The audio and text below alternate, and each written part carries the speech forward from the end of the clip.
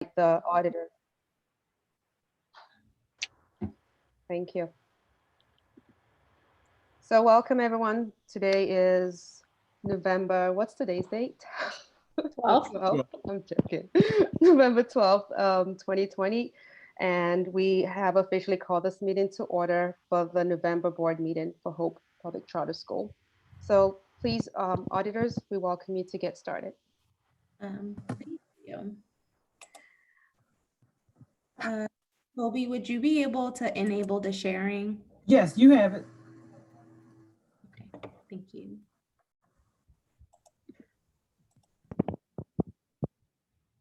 I'll jump right on in. Good evening. My name is Tiana Nguyen. I was the audit partner on this year's audit. And with me, I don't see her face anymore. The bubbles have to the side. I'm here. Is Monique Booker, the advisory partner. We had the opportunity to meet with the finance committee a couple of days ago. It might have been yesterday, but maybe the day before, to go over the results. We are fairly wrapped up this year's audit.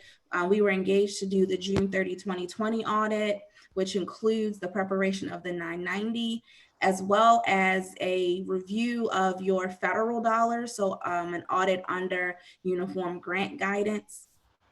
And throughout that process, we've been in communication with management and the finance committee as it relates to various recommendations and observations that we had during our audit. We are planning to issue an unmodified opinion on the. Oh, you're Tiana's muted. I don't know how that happened, but can someone unmute her?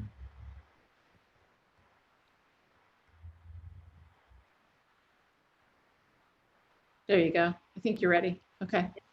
Planning to issue an unmodified opinion on the financial statements. However, we did identify a material weakness over financial reporting, as well as a finding a significant deficiency in connection with the single audit. We'll spend the most of our time today going over those findings. Did though just want to point out, while we were not engaged to do a fraud audit, we were not made aware of any fraud, nor did any of our procedures identify any instances of fraud or illegal acts for the 2020 fiscal year.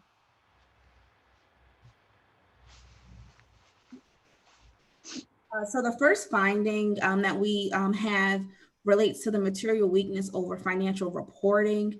And what that stems from would be that when we began the audit, there was not evidence that several of the accounts had been reconciled as of the end of the year and reviewed.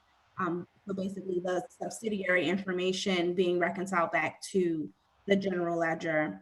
The key accounts that were impacted were accounts receivable, your capital assets, accounts payable, and deferred revenue. And so as a result, there was a lot of additional time and analysis that was needed in order for us to reach the conclusion on having that unmodified clean opinion, as well as a number of journal entries that were needed in order to correct the errors within the financial statements. The second item, again, dig a little further into the capital assets. There had been about $188,000 of assets that have been recorded as capital that really should have been expensed during the year. And then as a result, there was a depreciation expense that had been recorded that needed to be reversed. Looking into some of the receivables, really spending some time to untangle what we would consider grants and other contract receivables, so your trade receivables, from your miscellaneous receivables. Some of those miscellaneous receivables mostly include your property tax. So if you're aware, the school pays property tax and then submits for reimbursement from the District of Columbia. We spent some time on that. And the first piece that we have here is that there have been duplicate entries that were recorded within the property tax of about just over $100,000. One of the items that we were actually able to finalize today resulted in an additional $190,000 journal entry where there were receivables for property taxes that were recorded, I think dating back for things from 2019, where the school actually did not submit from reimbursement, and the confirmation back from the district is that that time has expired. So as a result, the school will incur an additional $190,000 or so of expense for property tax that will not be recouped from the district. When you move into the findings related to the single audit, we will have a significant deficiency related to the procurement process. So here, just ensuring that the school has policies or documentation rather for when a sole source is used.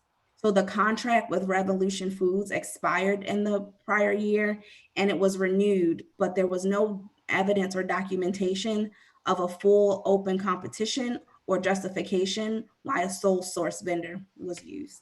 Mm-hmm.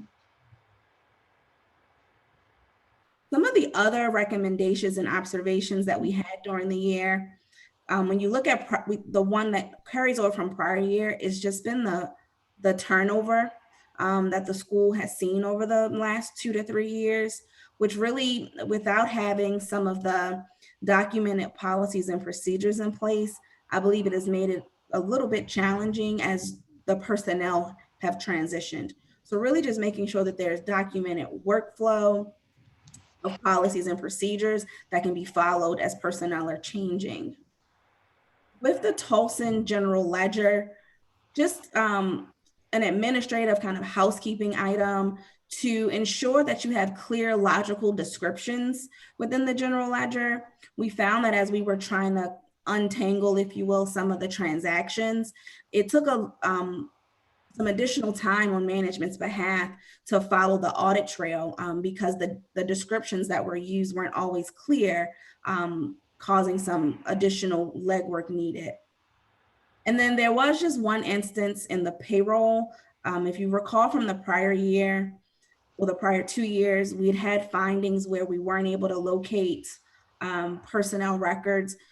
We can report that that wasn't the case this year. It does seem like those controls have been tightened. But there was one instance where one employee's compensation was more than the approved amount, just a little bit above $1,300 for the pay period. And I think to date, management is still trying to investigate or understand this discrepancy for that employee. The next 2 pages here, just wanted to give a little bit more background or insight as it relates to the material weakness over financial reporting. So when you look at Tolson, you can see here about 5 or so journal entries correcting various accounts. And then on Tolson, on Lamont, the same kind of corresponding number of entries. This is not all of the entries, but I did just want to bring some of the more material entries to your attention. And we can provide, and what we can attach to the representation letter as well, is a full list of all of the journal entries. But when you have this number of adjustments that's needed post-close during the audit, it really does lead you to having kind of this series of significant deficiencies which build up to create the material weakness. Right. The next slide is the prior year recommendations. We talked about the turnover in key positions was one that was from the prior period. The fixed asset and the capitalization methodology was also one from the prior period. And then the maintenance of the payroll record. So you'll see here, we kind of put not fully implemented, but just still having some room for improvements. And I guess before I go to the next section, Susan, I don't know if you're allowing for questions or. Yeah, absolutely. If you want to take a pause here and see if folks have questions or comments, I think that would be great. And I know I kind of rushed through the material. I know you guys have a jam-packed agenda. So if I need to clarify anything or anything, just definitely please let me know. I have a question. You kind of, it has to do with, in your observation or recommendation that around the turnover of personnel and kind of that, how that can be a drag on, maintaining, correct procedures. You cite a problem with supporting documentation for a deposit, I assume, of $10,550. Is that right? Yes. Okay, I just wanted to be clear about that. And I just think, I'm raising it really as a point of clarification, and because I think the board needs to focus on this. We had a problem, similar problem to this 2 years ago, where we could not figure out, some money was deposited into the bank. There was no supporting documentation for it. It looked like maybe it sat in the safe over the summer. A certain amount was deposited. We had no way to verify if that was the full amount collected.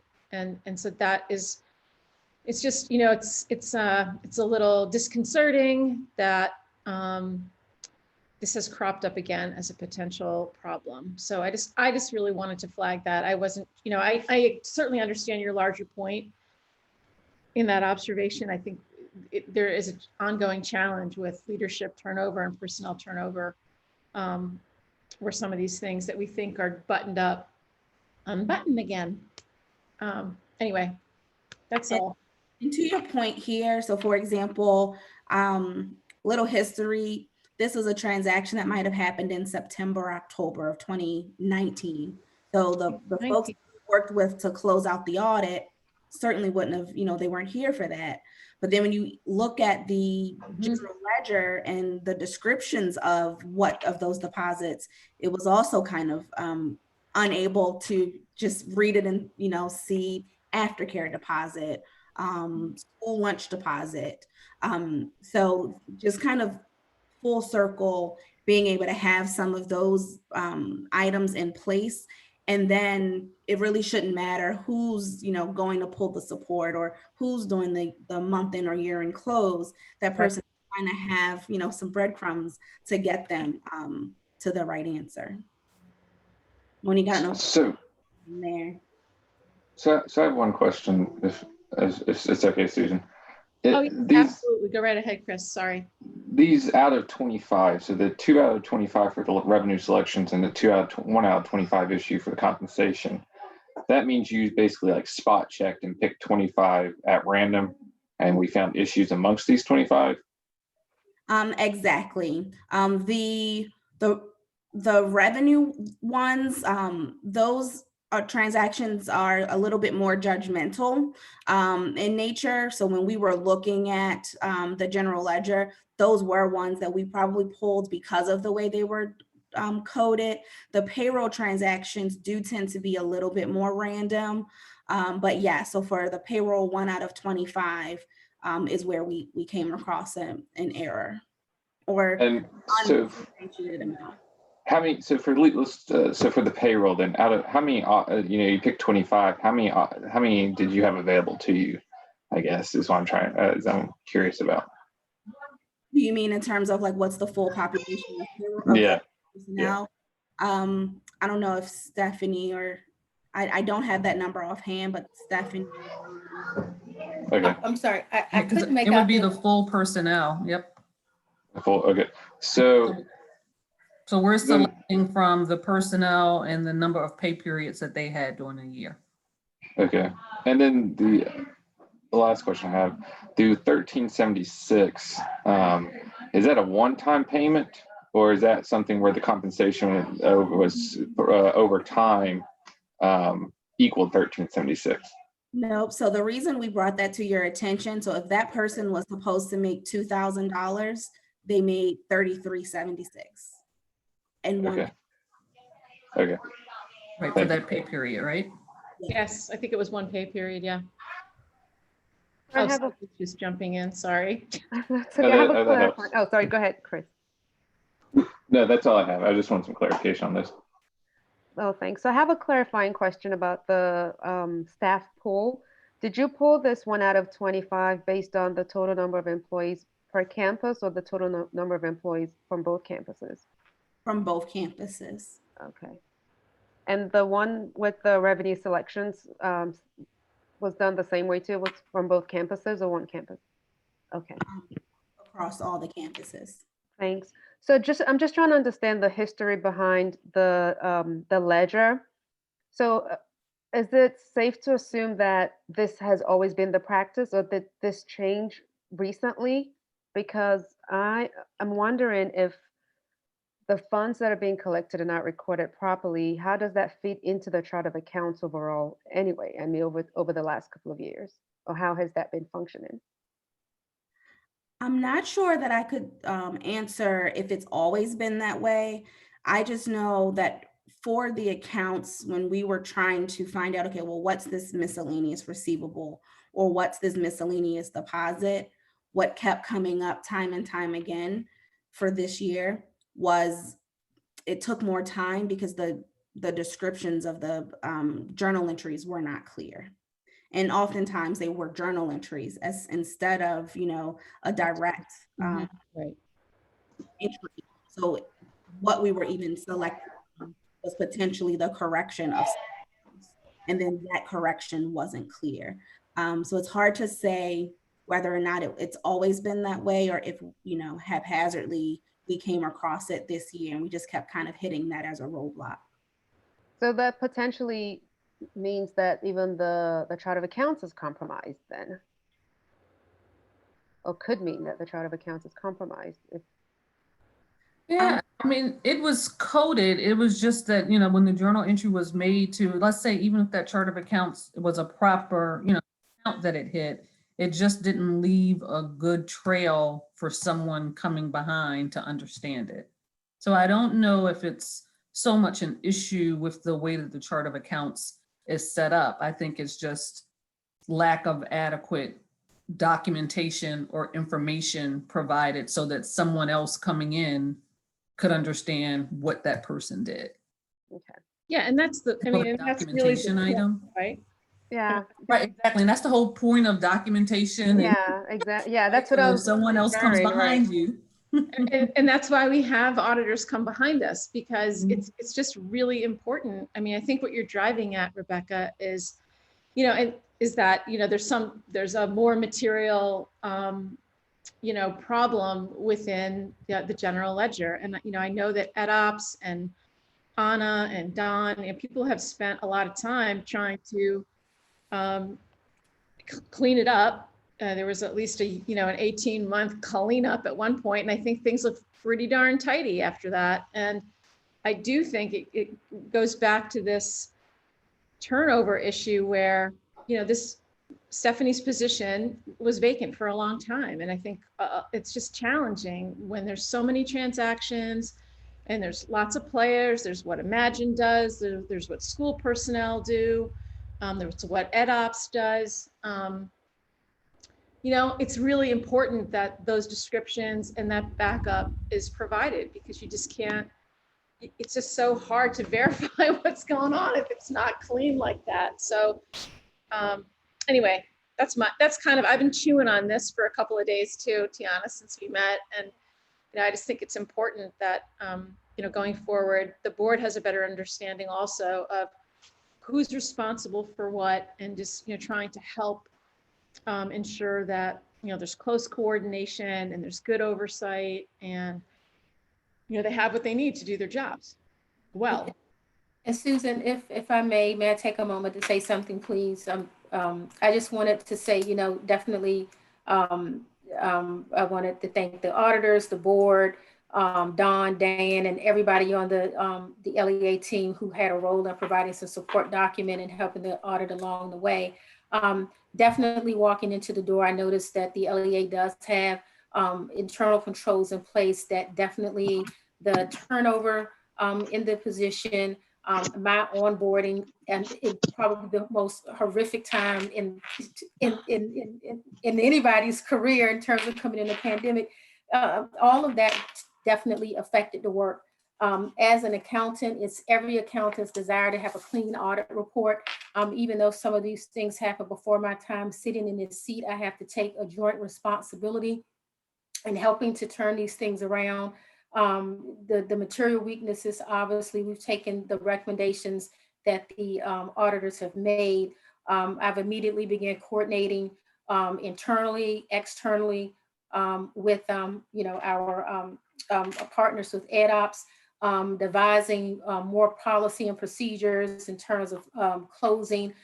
We have our accounts payable manager on board, Latia Sneed, who is doing a phenomenal job of making sure that our descriptions in the accounting system are very clear. So we've just been devising a lot of things around the corrective actions.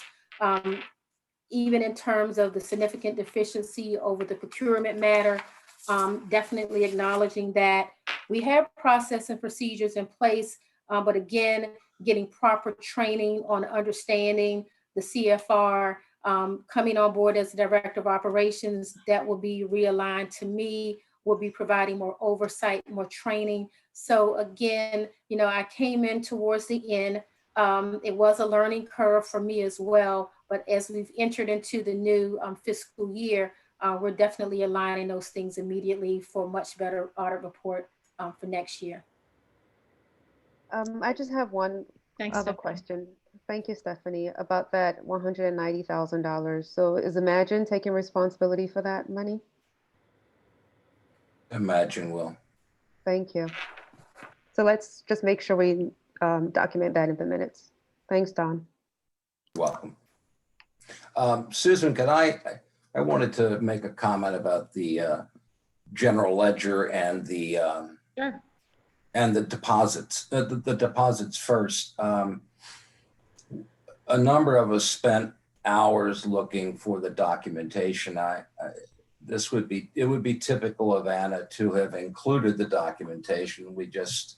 We simply couldn't find it. But we do believe that, and we've not done this, we do believe that the administrative staff may very well have money count sheets and receipts. So we've got one more step to this, and both of these deposits were for student uniforms at each school. So it's the sort of thing that ought to have the money count sheet and the receipts. We're hopeful that maybe we'll find them when we look at the administrators' records. Unfortunately, COVID has had an impact there.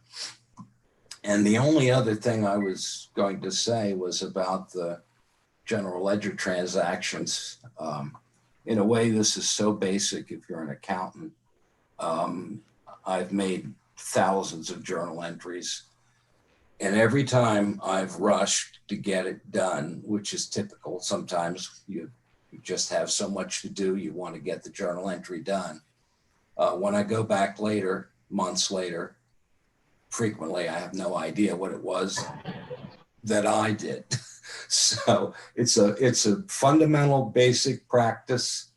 All of us that are accountants have been guilty of not doing the entry as clearly as we might. So this is just a reminder to pay attention to basics.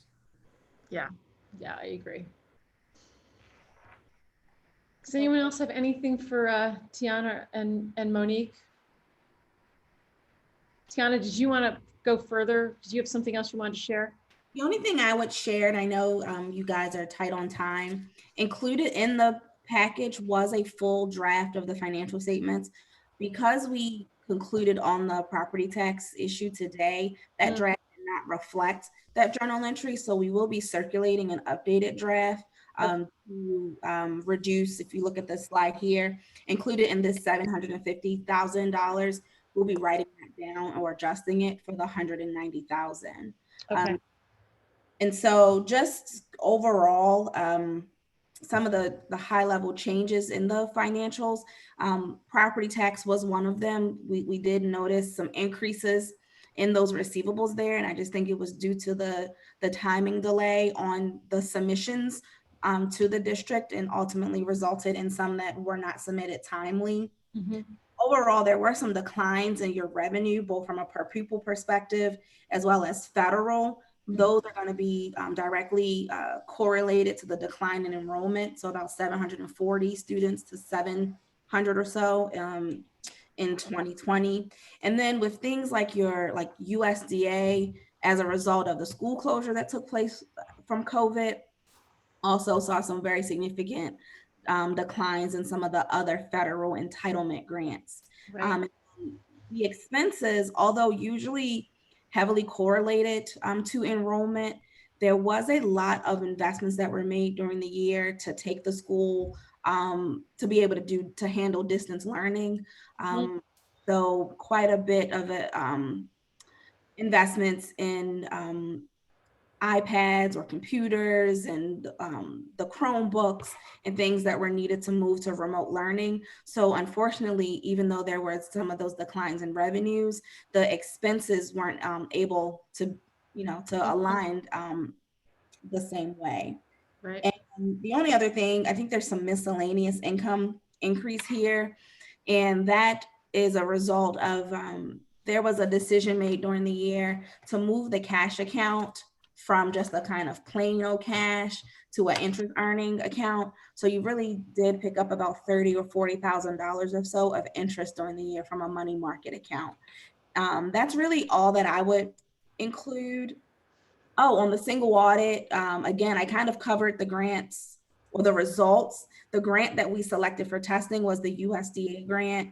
And, the threshold there is because the school receives in excess of $750,000, you're required to have this federal grant. As a result, we tested about 30% of the costs from a federal perspective. Mm-hmm. And then if there are other questions or things, you weren't comfortable speaking here, feel free to reach out to us. Our contact information is included in the materials, as well as you could reach out to Susan or Rebecca for any questions as well. And that's all I have, Susan. I'm not sure if there are anything else you'd like for us to cover. I thought you guys, I really appreciate this. We often kind of do the whole big walkthrough, but I thought it was important to kind of use the time we had for the results. I heard you say a few times that this year it just took more out of you guys and management to kind of get everything in place. And I really appreciate all of that, and including you, Stephanie, and Don, and others who participated in all of that. So, I'm good. I don't think I have any other questions. Rebecca, anybody else? Questions or comments? Any other questions?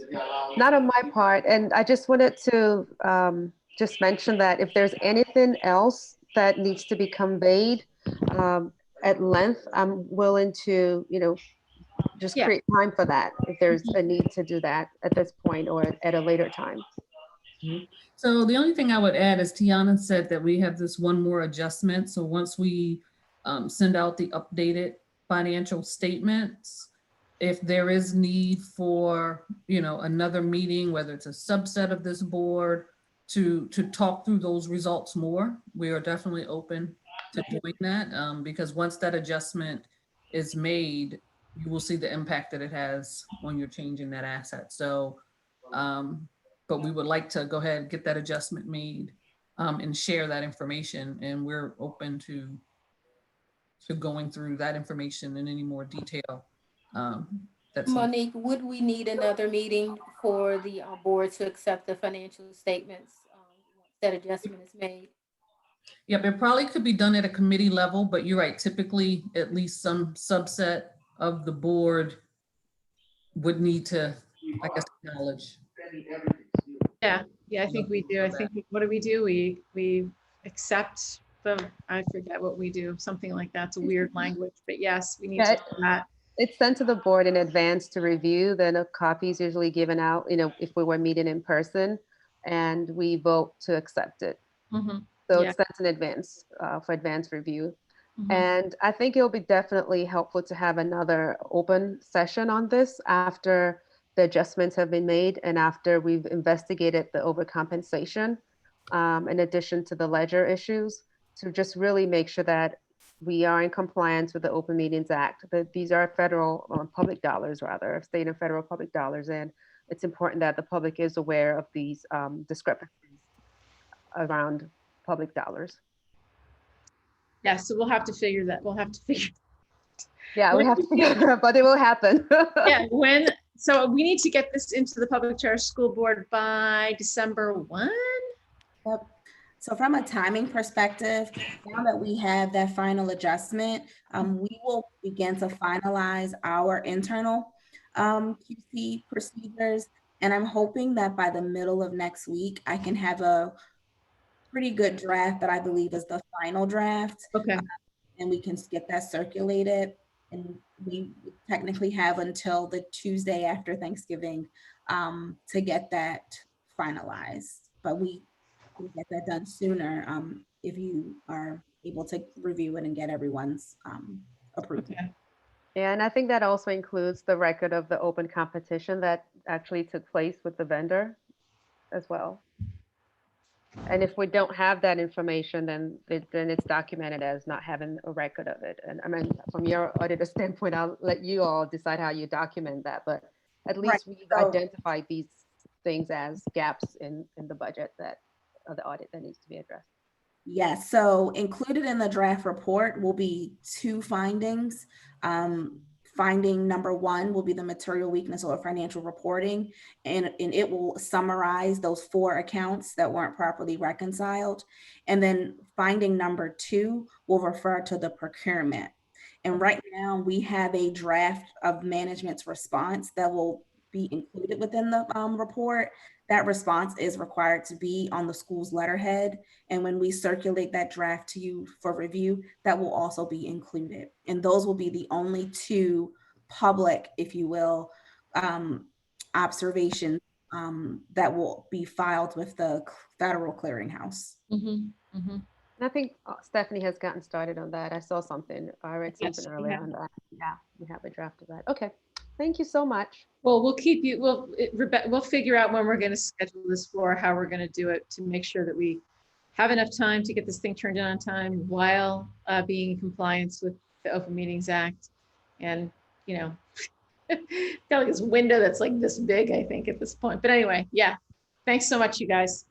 Yep, thank you so much. Really appreciate it. Thank you. And we'll plan to make that the focus of the meeting, so that way we won't have other items on the agenda that could, you know, make you feel uncomfortable not to go at length. And if you don't mind, just letting me know in advance how much time you actually need, and we'll be glad to allocate that time on the budget. I mean, on the agenda rather.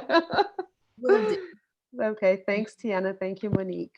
Thank you. Enjoy the rest of your meeting. Yes, yes. I mean, thanks. Thank you. All right. Thank you, everyone. So let's go to the presentation on the academic data by Dr. Junkin.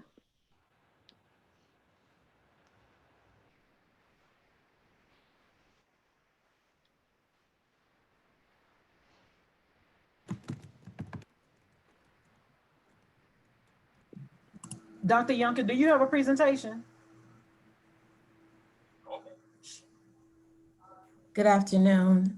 This is Nashandra, Regional Academic Director. Toby, if you would please go to the data slide.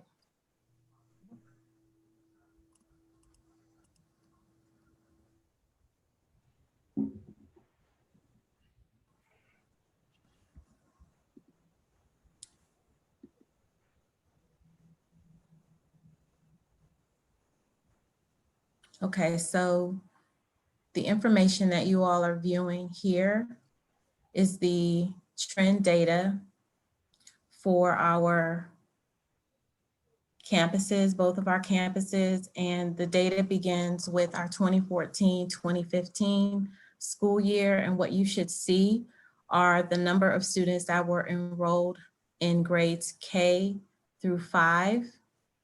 And within this data set, what you'll notice is based on the number of scholars that were enrolled, you can then see how many of them stayed with us for the next grade level. Mm-hmm. And so just using kindergarten as an example, we had a total of 63 scholars, and 20 scholars then moved to first grade and so forth. And that's how this data sheet is prepared. I'm going to give you a few moments just to take a look at the data. There is one change in the numbers, and I believe that's in column 3. Chandra, And that might be off just a little. could I jump in for a second? Absolutely. Okay. Sure. The rows on top are number of years. So if I look at, we'll take the K, 63 were enrolled in 2014-15. 30 of those, is that 30? 20 of those stayed for 1 year. 11 of those stayed for 2 years, so they'd be in the first grade. Mm-hmm. 3, 8, 9 stayed for 3 years and so forth. So the heading on top is the number of years that they remained. So 1 is still around in Imagine, probably hit Tolson, right? That's 7 over there on the end. That means he'd be in the 6th grade right now. How does it, this is Susan, I just have a quick question. I hope it's quick. How do we get 4 more students in year 6 in that line? It goes from 6 to 10. That was my question, Oh, Susan. okay. So that means that of those that started out in kindergarten, Yeah. 6 remain for 5 years. These are individual students. Right. And a total of 10 different students remain for 6 years. Oh, okay. So it's those not, are the I ones gotcha. that remain for that number of years. It's not cumulative going across. Okay. It's individual, so you can look at what your retention rate is at each of the number of years. Gotcha. Thank you. Okay, Nishandra, you want to go on to the next one? Because I'm going to have to leave for a Yes. second, so I'll jump Yes. into it. So this was Okay. the first year Go to the that next we slide. have data. We started here. So we didn't know who was new. This presents what I think you were asking. So if we look at Lamond and say, look at the 2nd grade, that 11 means that you had 11 new students in the 2nd grade, Okay. right? So 11 people entered. They weren't there for K or 1. They entered in the 2nd grade. Okay. 1 stayed for only that year. 5 stayed for that year and yet another year and so forth. Okay. So again, we're looking at when they started and how long they stayed.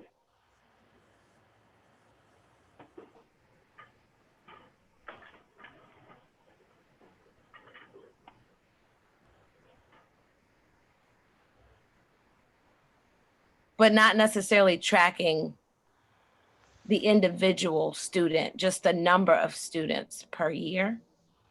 Right. Well, the number is the sum of the individual students who are around. Okay. Right. Okay, it was just a little hard to follow.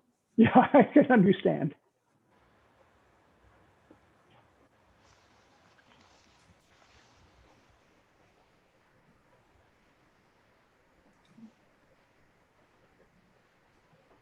Is there, at some point, would this translate to academic performance? One would hope so. No, I mean, should we anticipate that we would see the slides tonight on that as well? This, what this is meant to answer was the question regarding retention. So in 2019-2020 school year, we got no new pre-K, no new K, no new 5. Is that correct? No new students entered in those 3 grades. Is that correct? That are currently on the roster, yes. Okay.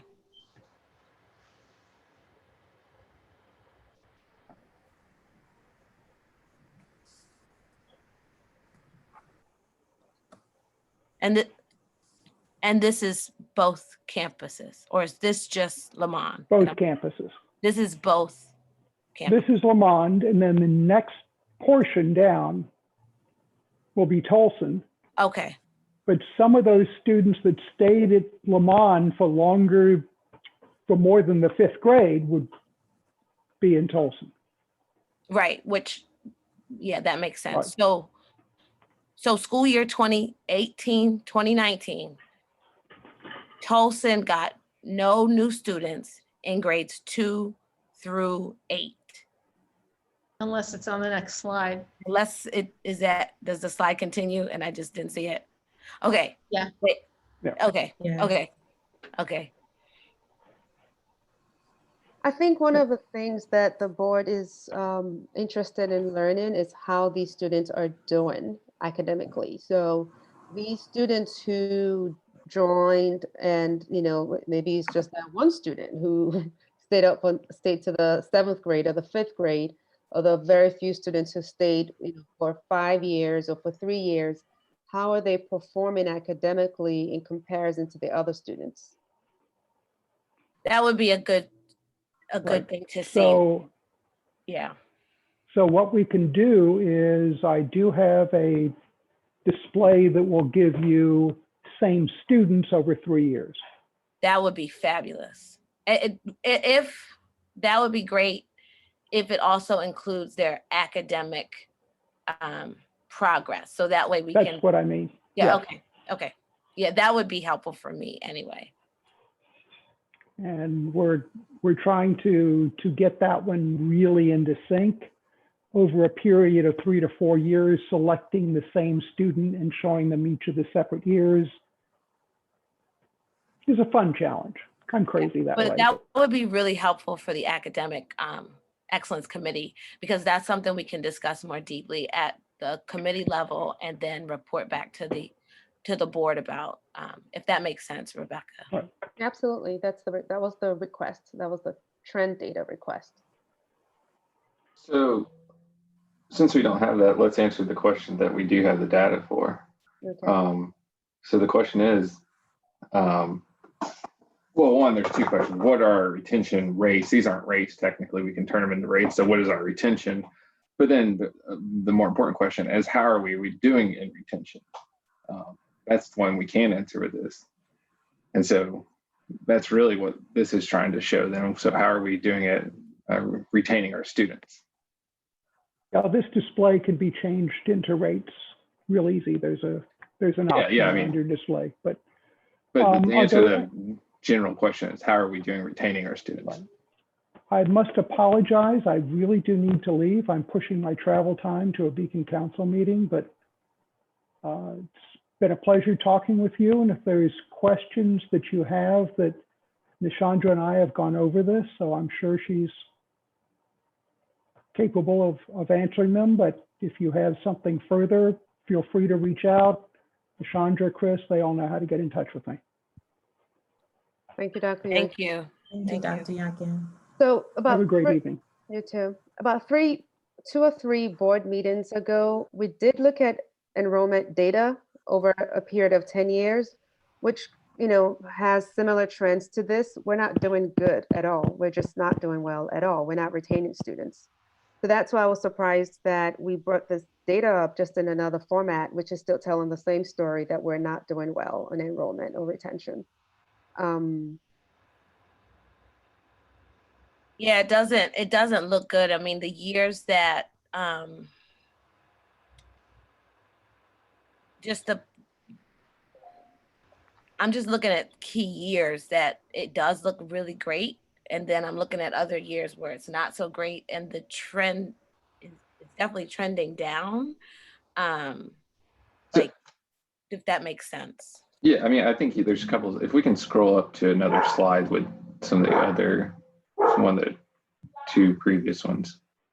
I think most of what this data is telling us that there is a major issue occurring in the first year, because we're seeing massive drop-offs in the first year, and then that seems to also occur in some cases, and that's why I'll have to take more time looking at Tolson versus Lamont. But in some cases, dropping off even more so of 1 and 2, but then there is some stability with the, handful of students you are able to retain, that they stay there the rest of the couple of years. But there are major drop-offs occurring, it looks like, after the first year of a student attending these schools. And it's not just like they entered at pre-K and then they dropped off because of pre-K. They're dropping off at every grade level. So the first year in the school is the issue. It's not necessarily a grade level is an issue. It's that their first year in the school is an issue, which is a lot larger problem for the schools than that. If it was, we saw like everyone dropped off after kindergarten, but no one dropped off after first grade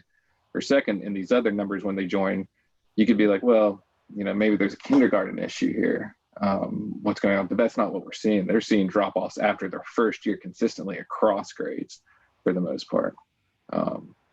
So that is a little bit more concerning.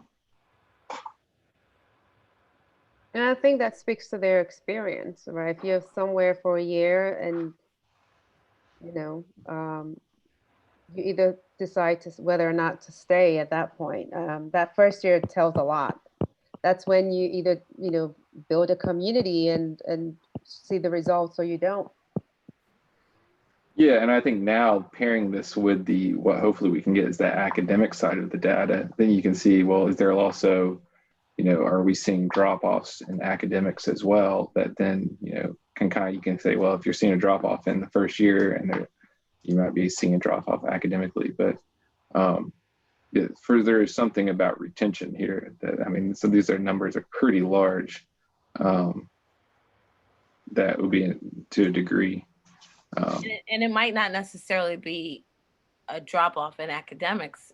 Also looking at, are we losing students who are doing well academically because they're deciding to go to, another school? So that's why pairing with the academics is also important, because it may not necessarily be that we're losing large numbers of students because they're not doing well academically. We could be losing large number of students because they are doing well academically and their parents are looking for more of a challenge. That would be another problem, and something that definitely needs to be looked at. Like, definitely the experience, but what is it about academics? Because mostly when parents are shopping for schools, their primary thing they're looking for is academic rigor. So if we're losing students that are doing and scoring higher, then that's something else that we need to think about, because it may not just be culture and experience of extracurricular programs and community. It may be a academic programmatic issue as well, which needs to be looked at. Yeah, the data would tell us that when we hopefully see it.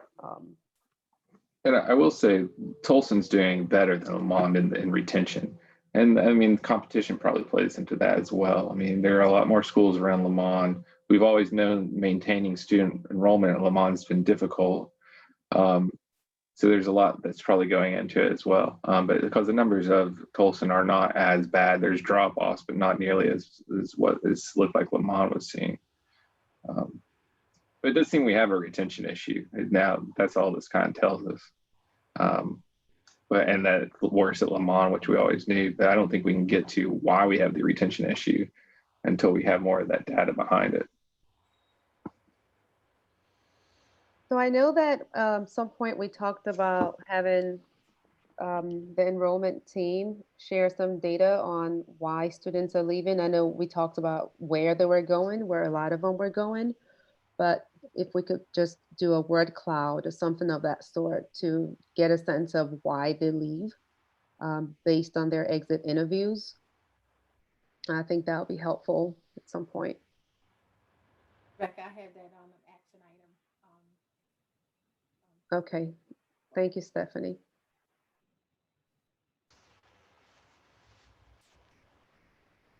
All right, Nashandra, are there any other questions? Any more questions on this? And just to add to what was said about, academics, I think it'll be interesting to see how the students who stay longer are also doing academically. Are they, I mean, because I remember there was one data set I looked at some point, it looks like they were worse off. But that was just one data set a couple of months ago. So I think it will be helpful to really see how the students who stay are doing, if they're actually, better off or worse off over time. Yeah, and I will say something about this data, this trend data for the retention side. This is something that the board should at least make sure and imagine that they continually present in the month of October, and I guess November in the future, because October is the date for like we count enrollment. That way, then each year we can assess this data again. And so I think that the data being presented is good to understand retention. It just needs now to be consistently presented each year, around the November time period, so we can constantly monitor this. Yeah, great point.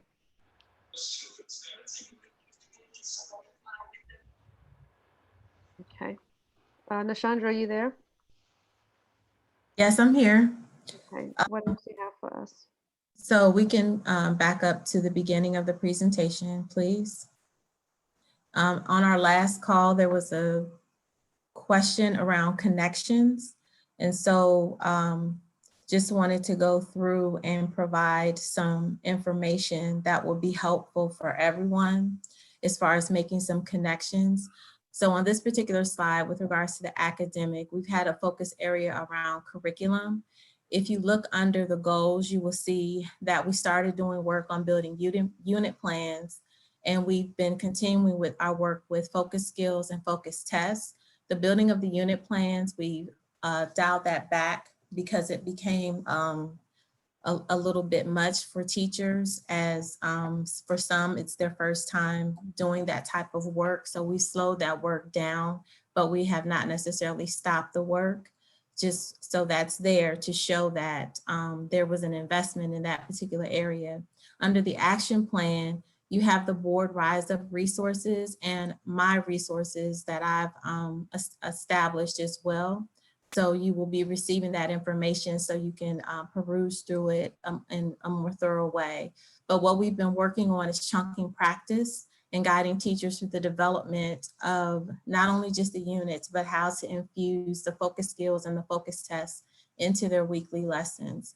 And in addition to that, we've been focusing on how to ground teachers in their planning, having them to understand vertical and horizontal instructional needs for scholars, and also making sure that we're encouraging the planning, encouraging the practice of planning backwards, where students become the focus of the lesson. And a lesson is more than just about teaching skills, but it's about, of course, building students' background knowledge and building their knowledge around not only just content, but things that will help ground them in their understanding. And so in the last box, you'll see evidence. And the evidence is what has been gathered as data from walkthroughs and data from professional learning, and just some examples of how that's been evaluated. We could go to the next slide. In the second slide, with the academic focus, what you're also going to notice is another area of focus, which again is focusing in on instruction. And we've had a goal of dealing with early literacy, understanding how students are being taught reading, lesson planning, looking at math practice, and also professional learning and how we're supporting teachers through professional learning.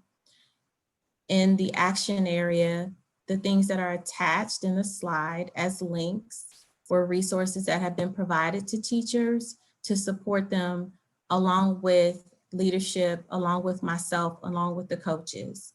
So, Sorry, Sandra, do you mind just, it would only take you 30 seconds. Just show us what those documents are. We really appreciate these conversations to be very evidence focused. So, this is the Sure. document. Just, if you don't have it today, we can revisit this another time, but it's important that we actually see what you're talking about. So you would like for Toby to click on the links. Is that what you're saying? I mean, I think if Toby clicks on the links right now, it's going to take a lot of time, but a screenshot of the link of the document as a part of your slides would it be helpful to guide the speakers as you're talking? Because before each link is clicked on and it actually populates, that takes time. But as a part of your presentation, Okay, so in the future, screenshot it. So we might just want to save time today. Since you're talking about this, it's very difficult to follow without the evidence, to actually show the evidence as you speak. So let's just postpone this. Anything that does not include evidence on these slides, let's just postpone it for another meeting and not spend time on it. okay, no problem. So Toby, if we can go to the next slide, please. So on this particular slide, we have the academics focus area of assessment. And as you can see on this slide, I've linked in some actual pictures of the things that would be in the links. Under assessment, we've been working diligently with our teachers to help with their structures around connecting the assessment to the learning and also looking at how we are learning as a learning team. And so as you can see, the evidence of the book, Becoming a Learning Team, that is a book that the coaches have been given, which connects down to the diagram at the bottom that looks more like a puzzle, which they're working on teaching the teachers how to have a continuous cycle of practice of looking at data and using that data to then plan. The other document that you see at the bottom of this particular slide is a weekly action report, which the coaches submit every week. And this weekly action report clarifies the work that they have done with specific groups, specific teams. I'm very sorry, but we can't see this. Do you mind if we just table this for our next meeting where the, the action reports and everything you're talking about is actually on the slide, and as you talk through it, it's actually, visible, so we can make it's hard to take minutes without the I was going to say put it in the chat and I can go to it, but as I'm taking minutes, it's hard to take the minutes with the action steps because that's kind of how I take minutes. So if we could, that'd be great, Nisandra. No problem, not a problem. You all will receive an email shortly with the folder that I mentioned earlier, and all these documents are in that folder. In the future, I will attach them so you can see that. Let's just save the time and we can't keep communicating by folders. We have an Open Meetings Act that we have to comply with. So the entire public is not going to have access to that folder. We have to come to the meetings prepared to speak through our processes and have the screenshots on the slides. So I would just respectfully ask that we move this part of the meeting to the next board meeting with slides, with evidence, and talking through the slides so that it's open to the public, it's being recorded, and whoever else is viewing these slides could actually see it.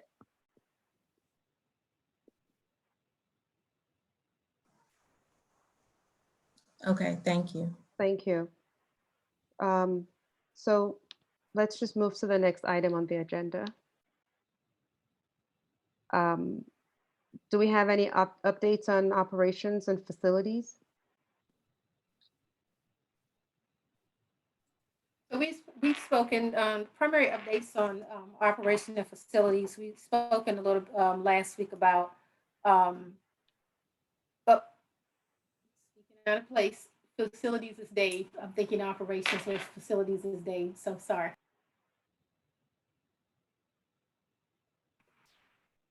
Okay, I can go and I'll move quickly. I'll just hit highlights here because in respect for everyone's time for the presentation as well. The main thing I wanted to hit that's new on this slide, looking at supporting the virtual learning model, is we are working on developing an online health screening form and temperature log to replace the paper documents that we're currently using at each school when people enter the buildings. And Mr. Patterson, our IT director, and I have been working on developing a basic online form that we could be used on a tablet at the entrances to the buildings and on mobile phones as well. So that's a highlight of this. And then on the next slide, this is just, again, focusing on health screening. we have had a couple of demonstrations by third-party applications that also do health screening for scholars and staff when we do reopen the buildings. And we're also kind of looking at that to compare with what we're developing in-house to see, you know, if there's something more robust out there, or if we can go with the more simple format that we've developed. And then the other slide here that's just a highlight very quickly is looking at, again, reopening the buildings and looking at our air quality issues that we've talked about. And I know at the last meeting, I wanted to kind of give a breakdown of costs and comparisons of the different options that we've looked at. So we've reviewed estimates for commercial grade portable HEPA UVC light air purifiers. And the average cost for classroom size units is $700. And these filter 1,000 cubic feet per minute. So this is appropriate for our classroom sizes, which run anywhere from about 800 square feet to a little over 1,100 square feet. And for office size units, the average costs are $350 per unit, and they filter 500 cubic feet per minute. So that's good for a typical office size space. Looking at this, the estimated cost for Lamond's campus would be $23,100 if we implemented these. And then at the Tolson campus, the estimated cost would be $25,200. So this is significantly less than what we looked at originally when we were looking at doing full-blown capital improvements and installation of the UVC light arrays in the HVAC systems, which that was running into approximately about $120,000 at the Tolson campus and about $90,000 at the Lamond campus. Another option that we are looking at, and we just had a demonstration, I've been doing some research on this, is Hypochlorous Hocl-Based ionizing air purifiers. So this is kind of an existing technology that's getting some more emphasis in the pandemic because it is very non-toxic and safe. It's an EPA recommended disinfectant process. And what this is these are basically humidifiers that you can use in a classroom space or in an office. And they distribute throughout the day as long as they're running this continuous and safe HOCl mix, which is a really great disinfectant. It's pretty highly effective. There's a number of research articles available on this as well, just documenting how well it works with killing viruses basically in the air and on surfaces. The cost of these is very reasonable. The initial cost we found is $80 per unit.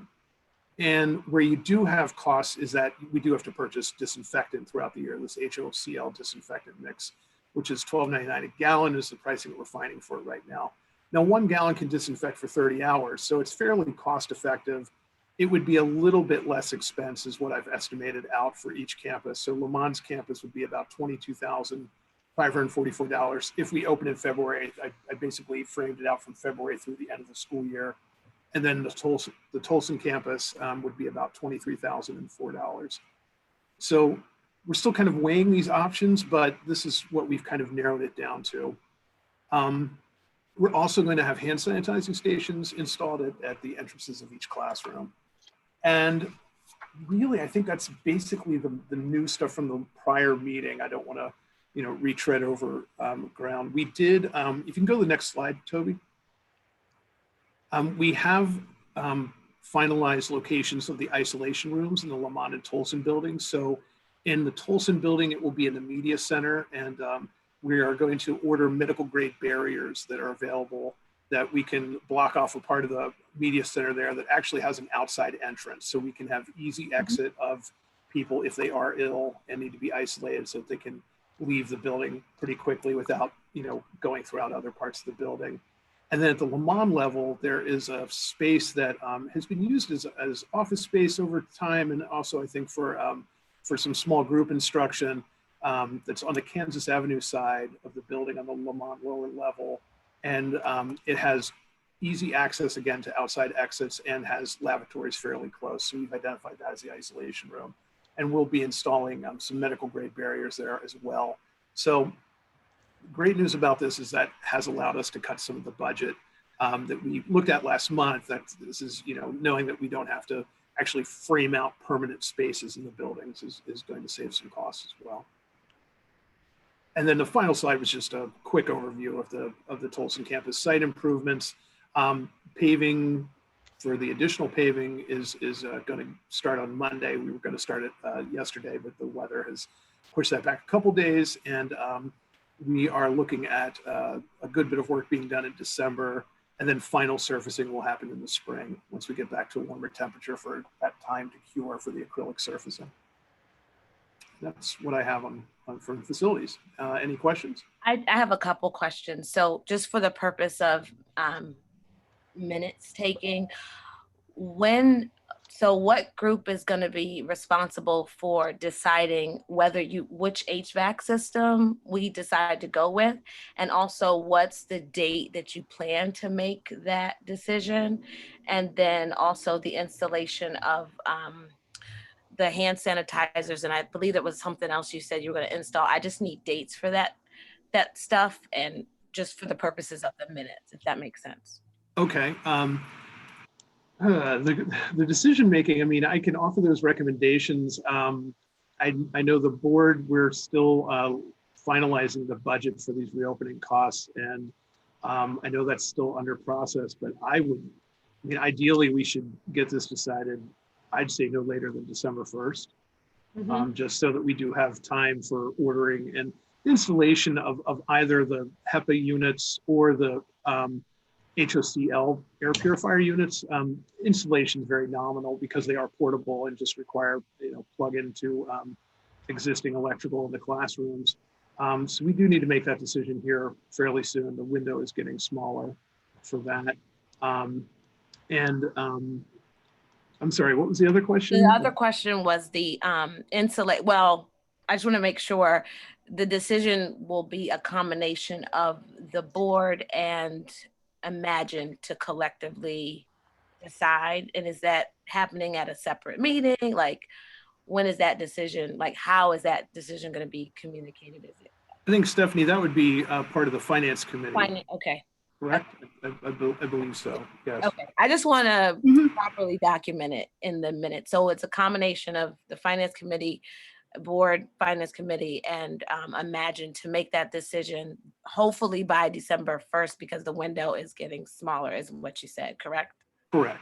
Adorable center, because I've been out there 2 times and say it again. Okay. Somebody's not on mute. Okay, so my second question. Sorry. That's okay. So my second question, and I apologize, my screen is off because I'm writing rather fast, trying to capture everything. You mentioned there were going to be an installation of hand sanitizers outside of every classroom, and there's something else you said that was being installed. I just need a date or an estimated date for installation. Installation of the hand sanitizers, we are looking at getting that completed by mid-January.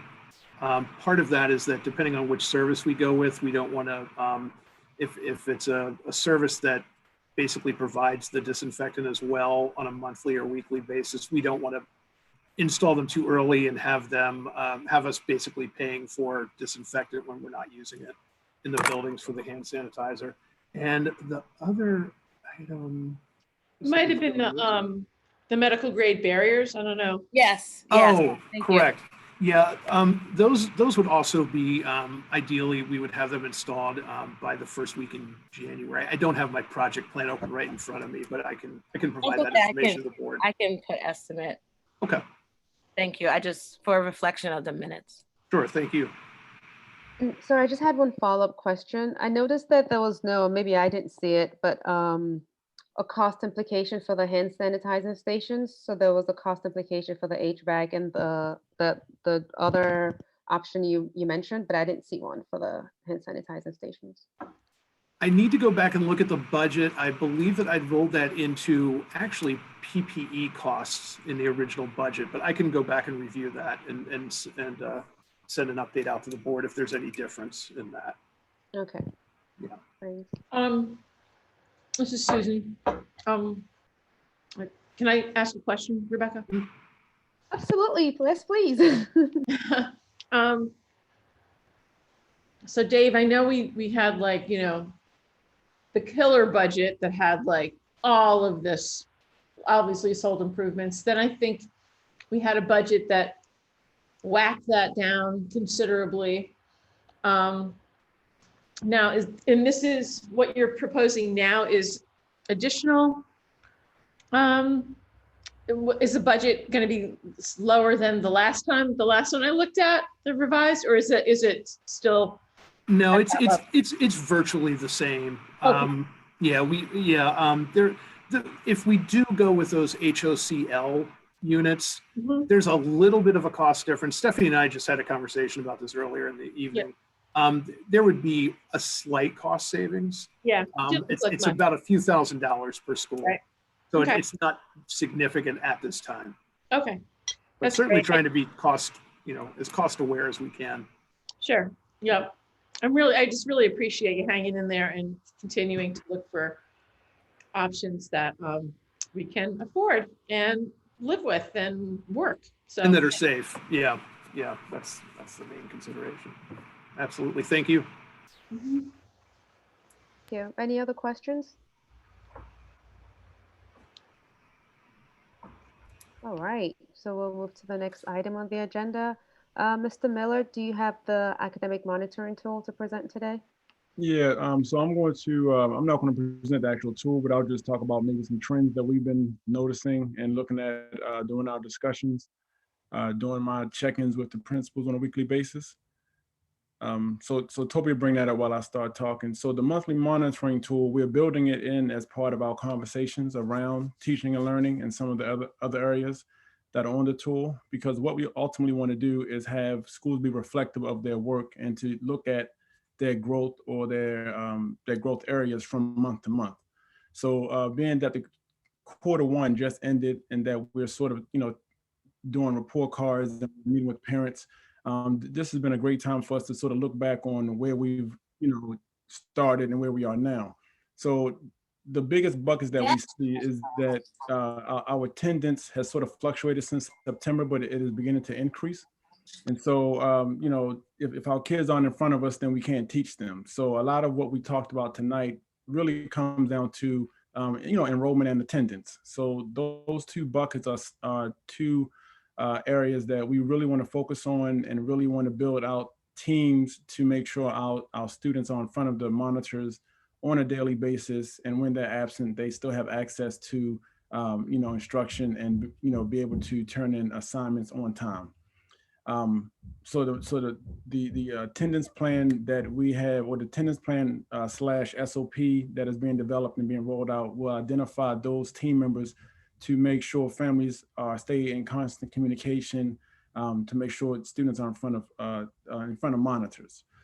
School culture, although virtual, is something that needs to be highlighted. It needs to be in the forefront of what we do. I'm looking at number 2, but I'm also thinking about the 2 reports that we just sat through, and that, school culture impacts enrollment, it impacts instruction, it impacts, retention of both students and staff. So what we have begun to do is see an increase in activities for students and families, including our Latinx families. We have initiated some work around bringing in, having more conversations with our Latinx community so that they feel supported, and just increasing our overall engagement opportunities. And sometimes it's as easy as just, being, just communicating in a timely manner. So the parent engagement activities are we're building it in as part of what we're doing. And we're documenting these efforts on the monthly monitoring tool so that we can see certain months we're getting certain responses, certain months we're not. And what this will do is allow us to make adjustments from month to month. I want to keep reemphasizing that, because every month we may need to make a shift, and the monthly monitoring tool will allow us to look at what was going on in October, what was going on in November, what worked, what didn't, and how can we move in a more productive direction. Through teaching and learning, we're still going through the formal observation process, but even during this time, we're doing informal observations. So both the Rise Up team, I'm walking with both Ms. Phalen, Ms. Robinson, and Ms. Stone to go into classrooms to take a look at instruction, and we're documenting the successes that we're seeing, but also highlighting some areas that that teachers need or staffs need to build up their skill set.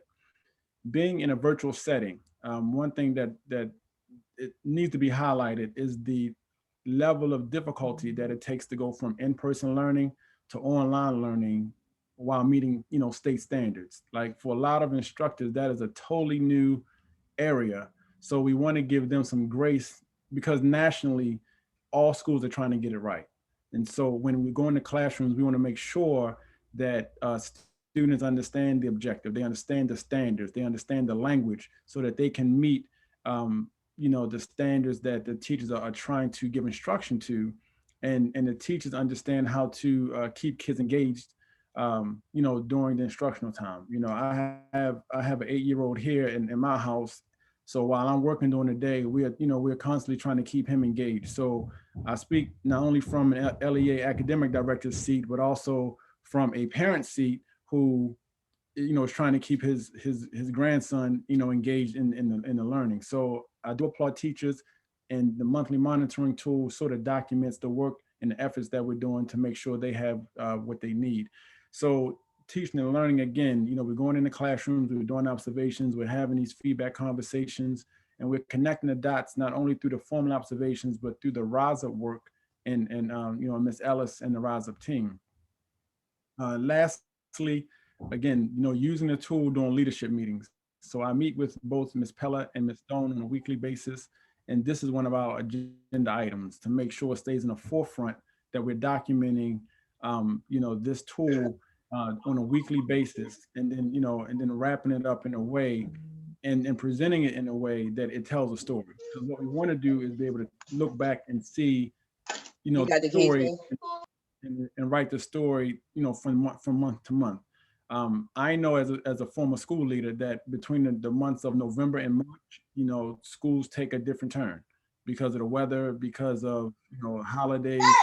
So just having that experience, we can begin to have the conversation around what does virtual learning look like between Thanksgiving and Christmas, because schools take on a different personality during the holiday season. What does virtual learning going to look like in January and February? If we come back February or March, we can begin to plan that based on the first quarter's documentation on the monthly monitoring tool. So both school leaders tonight will probably highlight some things from the tool. So I don't want to steal all their thunder, but I do want to just articulate that we are using this tool and looking at the trends around, again, enrollment, teaching and learning, discipline, if that is something that is highlighted, and just being able to just really tell that story to the board and to the school, and use it as a tool. This is, I'm sorry, were you finished? Yeah, I'm finished, Dr. Oh, okay. So first, let me say I appreciate the layout, what we see, the next steps, and so I would just need to know for minute purposes, who is responsible for the next step. So again, as I'm writing the minutes for the tool, Yes. I'm wanting to know a few things. When will we see the tool? And hopefully the Academic Excellence Committee will be able to see the tool before the next board meeting, because you said that you guys are actively using it. So I know we don't have it tonight, as you said, but I would like to put in the minutes when at least it can be given to the academic committee, and also that the tool would actually be shown at the next board meeting. So that's kind of like my first question or inquiry. And then for each of these things, 1, 2, 3, and 4, I would like to have specific names of who is responsible for each of these. And if it's a committee, I want to know, like, okay, so who is exactly on that committee, so that if I don't, month to month, if I'm not seeing attendance, I Right. know who to go to or who to talk to about that. So just want to be detailed about, I see what we see, I see the next steps, who's responsible for those next steps and those dates in which we can get those next steps, if that makes sense. Absolutely. So I thank you for that. Well, I will say that I made an assumption and I shouldn't have, that the board had access to the Google folder. I can get you access to the monthly monitoring tool by the close of business tomorrow, so that I'll email it to to Miss Rebecca, and she can forward it out to the board if that's okay. If not, I can just email it to the entire board.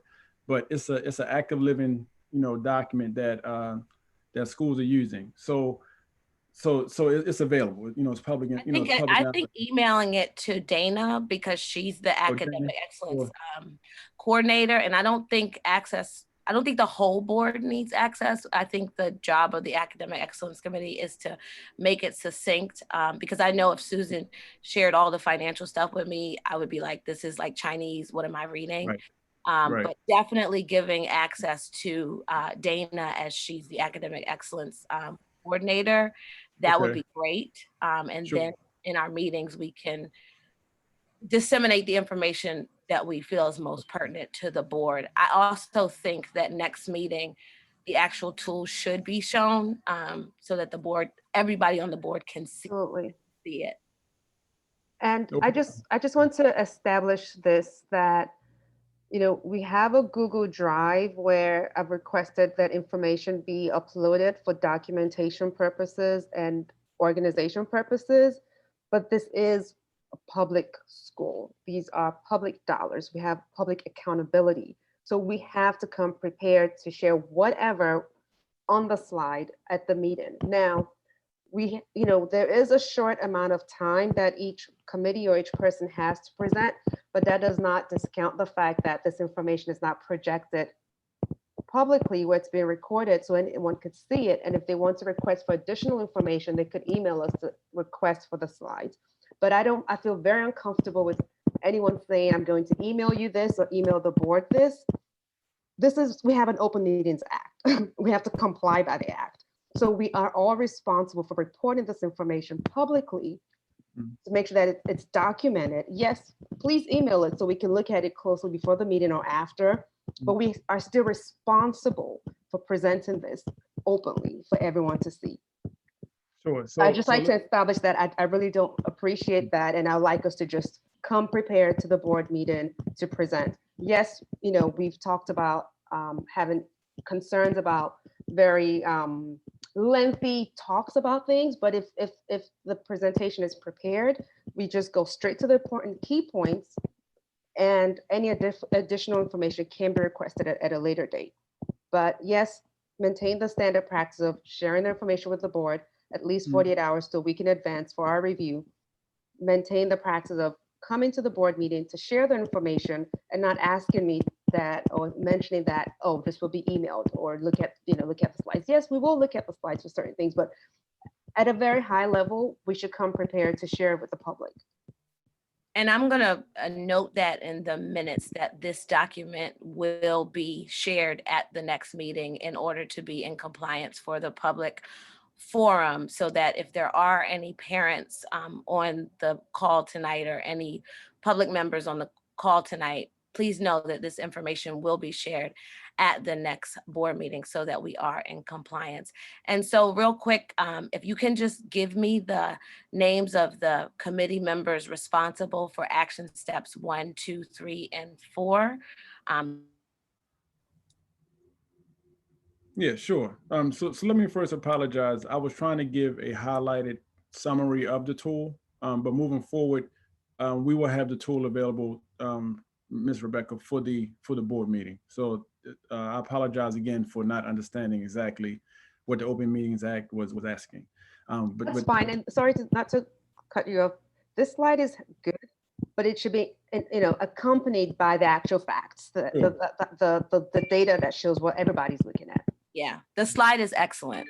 Let me just say, it's making it very easy for me to take minutes. So I'm very grateful. Who's responsible for the next step? So for next steps, number 1, both schools have enrollment. Well, for all 4 next steps, the principal is the ultimate person who's responsible. That's who I'm holding responsible as the academic director. So the monitoring of monthly attendance will be for Lamont and Ms. Pella, and for Tolson and Ms. Stone. And then their enrollment specialists, will probably be who they go to. So for next steps, number 2, to monitor parent engagement activities.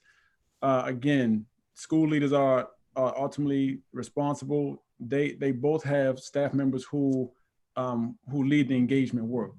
So it's based on each school. Again, Dr. O, for your notes, please put the school leaders down as the point of contacts or the person responsible for the next steps. Monitoring instruction through collaboration will be the school leaders and also the academic coaches, because a lot of number 3 happens through the Rise Up team work, and so school leaders and academic coaches will be responsible for that. And again, use of tool and leadership meetings. I can be held responsible for that because again, I meet with both principals weekly, and this is on our standing agenda. Thank you so much. I got it. I really appreciate it. Thank you for your hard work on this. I really appreciate it. Yeah, this is Susan. I really appreciate it too. This is the right level of detail for me, but I mean, you know, I understand Rebecca's point that we need others, you know, the public needs access to things. I think it's just going to take us a little while to like get ourselves oriented and, you know, practiced in doing that. So thanks for hanging in there with us as we try to, you know, move in this new direction. Absolutely. Okay. Thank you, guys. Yeah. All right. Any other questions, comments, concerns? Okay, so we'll have the school leaders report. And I mean, I know there was a report that was shared last week, so I'm assuming this will be a lot shorter. But over to you, school leaders. Okay, good evening. All right, we have organized each slide based on some of the same things from our last meeting last year. We do want to ensure that we're reporting out based on what's on our monitoring tool, but we're giving the details within our reports. But Ms. Pella and I, we will just hit on a few bullet points on each slide. Okay, so our report is organized in several of our measures of excellence. For Lamont, just one of the things that's really important at both campuses is that we're developing the leadership capacity of our staff who are interested in pursuing leadership, as well as having a holistic approach to how we determine how we move our schools.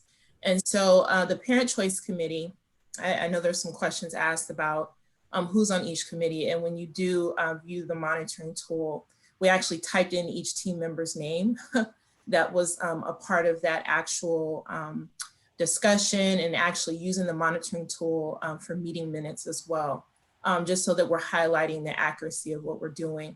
But within the Parent Choice Committee, they've done a really good job at looking at and discussing what they feel that our families need. And during our last meeting, we talked about, of course, including our Latin community and being a lot more inclusive. Since the last meeting, we have had an additional SPED night. We've made a collaboration with UDC in terms of helping provide our families some healthy cooking initiatives. This is the first year that Lamont will be doing Education Week. We're excited about the events that we're kicking off next week, in particular for parents on the 17th, just to ensure that our parents are continuing to choose us. We did include some evidence. It's kind of tricky trying to figure out what to put in terms of evidence, but we've included on this slide our flyer for our parent pack. Parent pack was something that was birthed last year. So just, it's actually Pella's parent pack, but just to continue that momentum of involving our parents and really taking their needs and their voice into consideration as we're making decisions. And so that is the work around the Parent Choice and the Parent Choice Committee and the work they've done since our last meeting.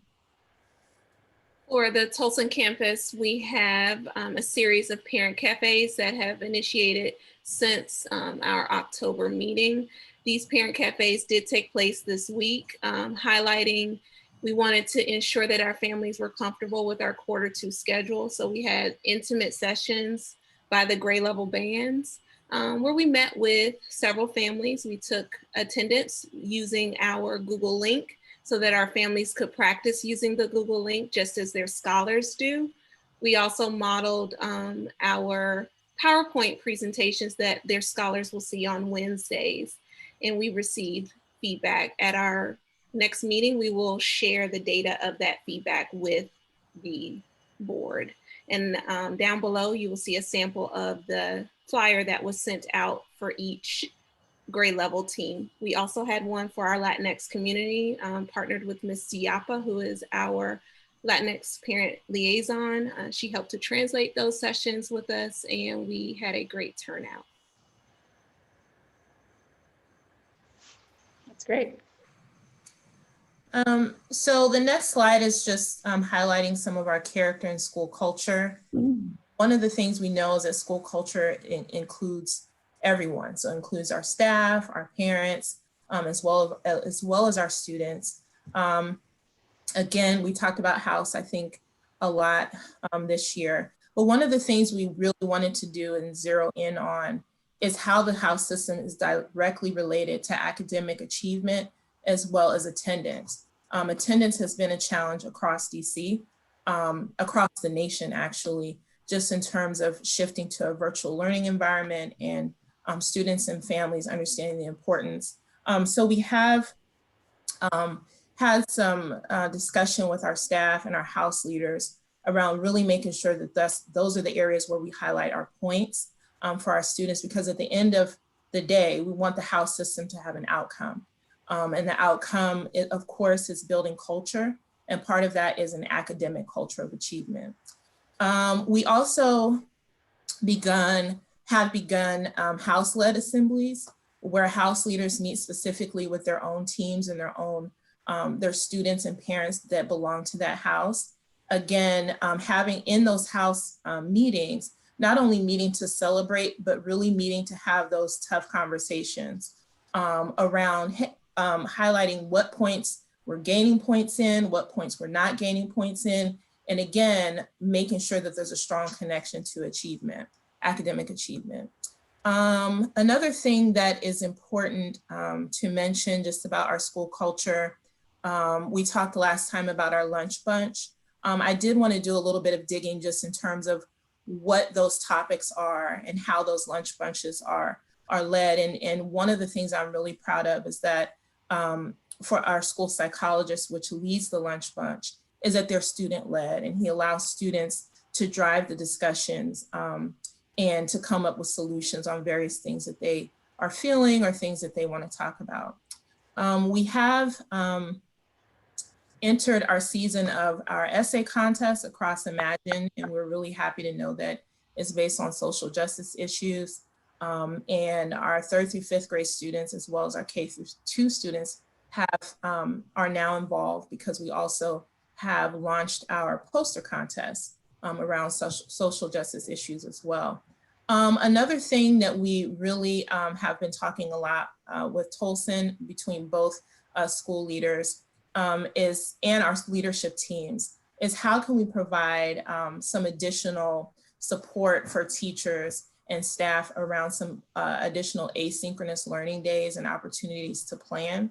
And so we've done a lot of discussion around that and are looking forward to making some decisions as we enter the 2nd quarter and moving forward through the winter. As far as building on that, the same initiatives are taking place at our Tolson campus as far as scholar support. The addition that we were charged with gathering data at our last meeting. Since then, we did reach out to our teachers to gather just the connections between our house points and academic trends or either attendance trends.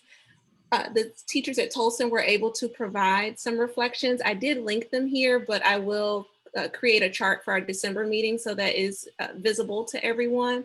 So I will revisit the house progress data for our Tolson campus.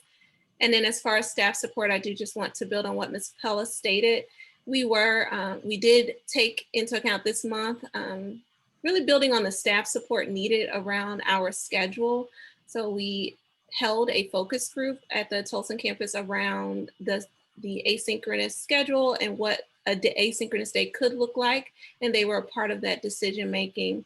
In fact, we had a 7th grade teacher to test it out with our students and even asked for feedback from the students. And I will share some more of that qualitative data with the team in our December meeting. But we did get a lot of great feedback from our teachers, our students, and our families in that decision making.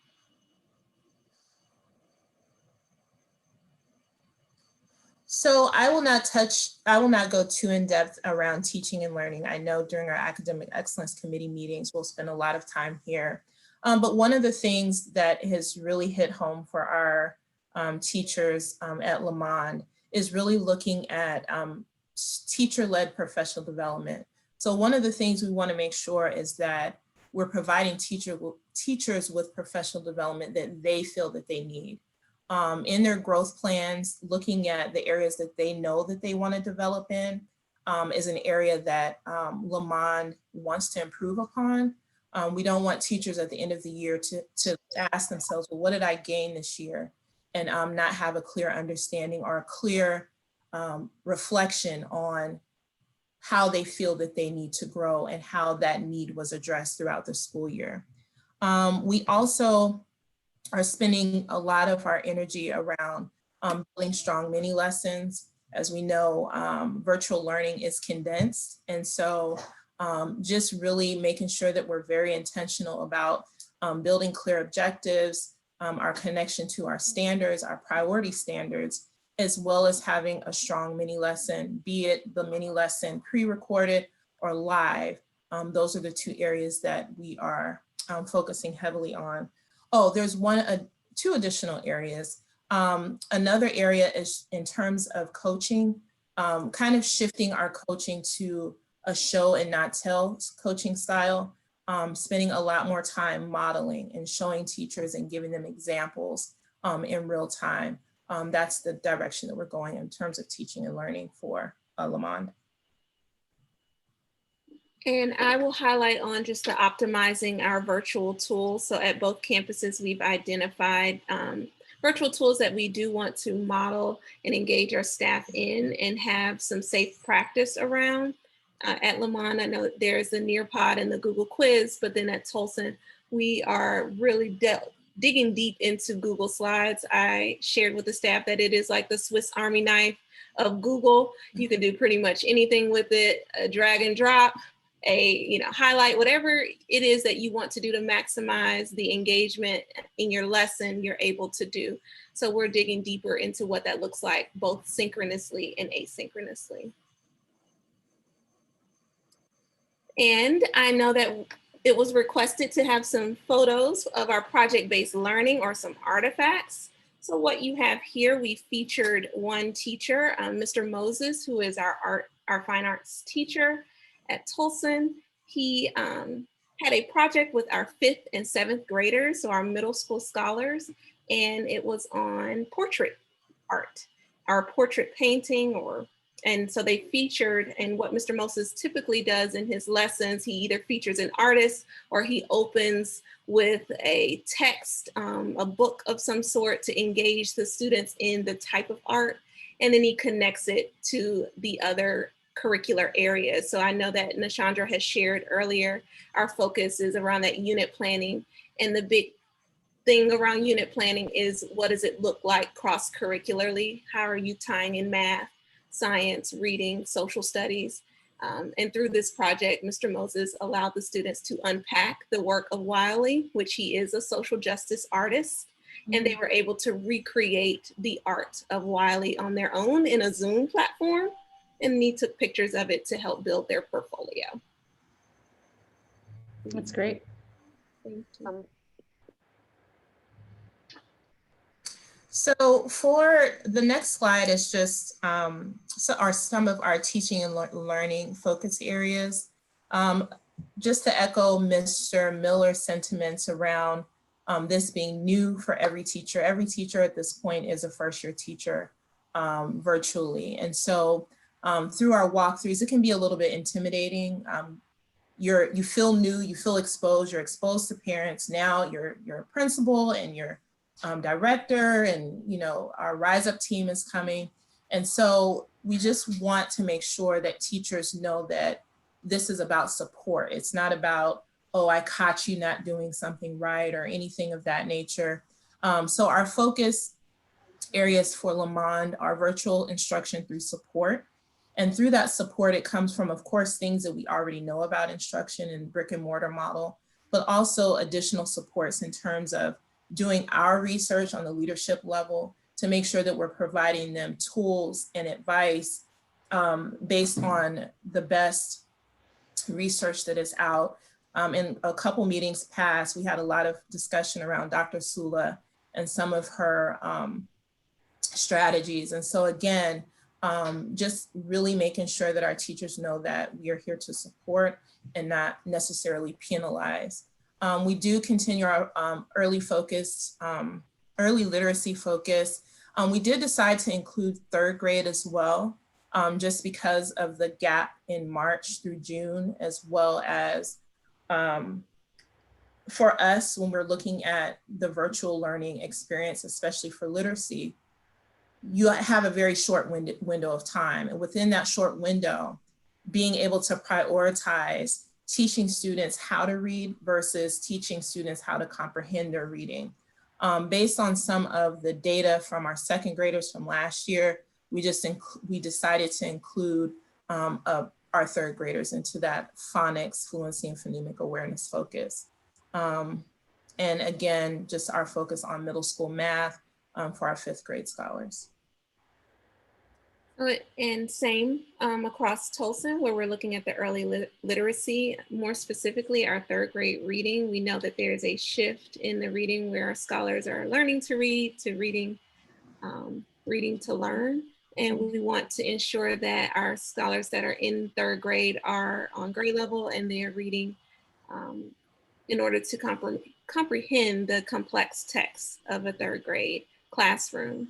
So we do have a strong focus at the third grade level at Tolson. At the eighth grade level, we're looking closely at the middle school math and what that looks like for our scholars. I will dig deeper into some plans moving into the next school year to help shore up what that middle school math looks like and to make us more competitive within the DC charter world. As far as our Charlotte Danielson remote learning rubric, our focus with teachers is certainly around the gradual release of responsibility. How do we move scholars through a lesson virtually? And down below, you'll see just a small clip of a PowerPoint presentation that we use as a model for the teachers to help guide what the I do, we do, you do process will look like. Now, this is our charge for November. So it is an area where we're practicing it safely with our teachers for full implementation in December. And then again, around our data-driven process and engaging scholars in learning.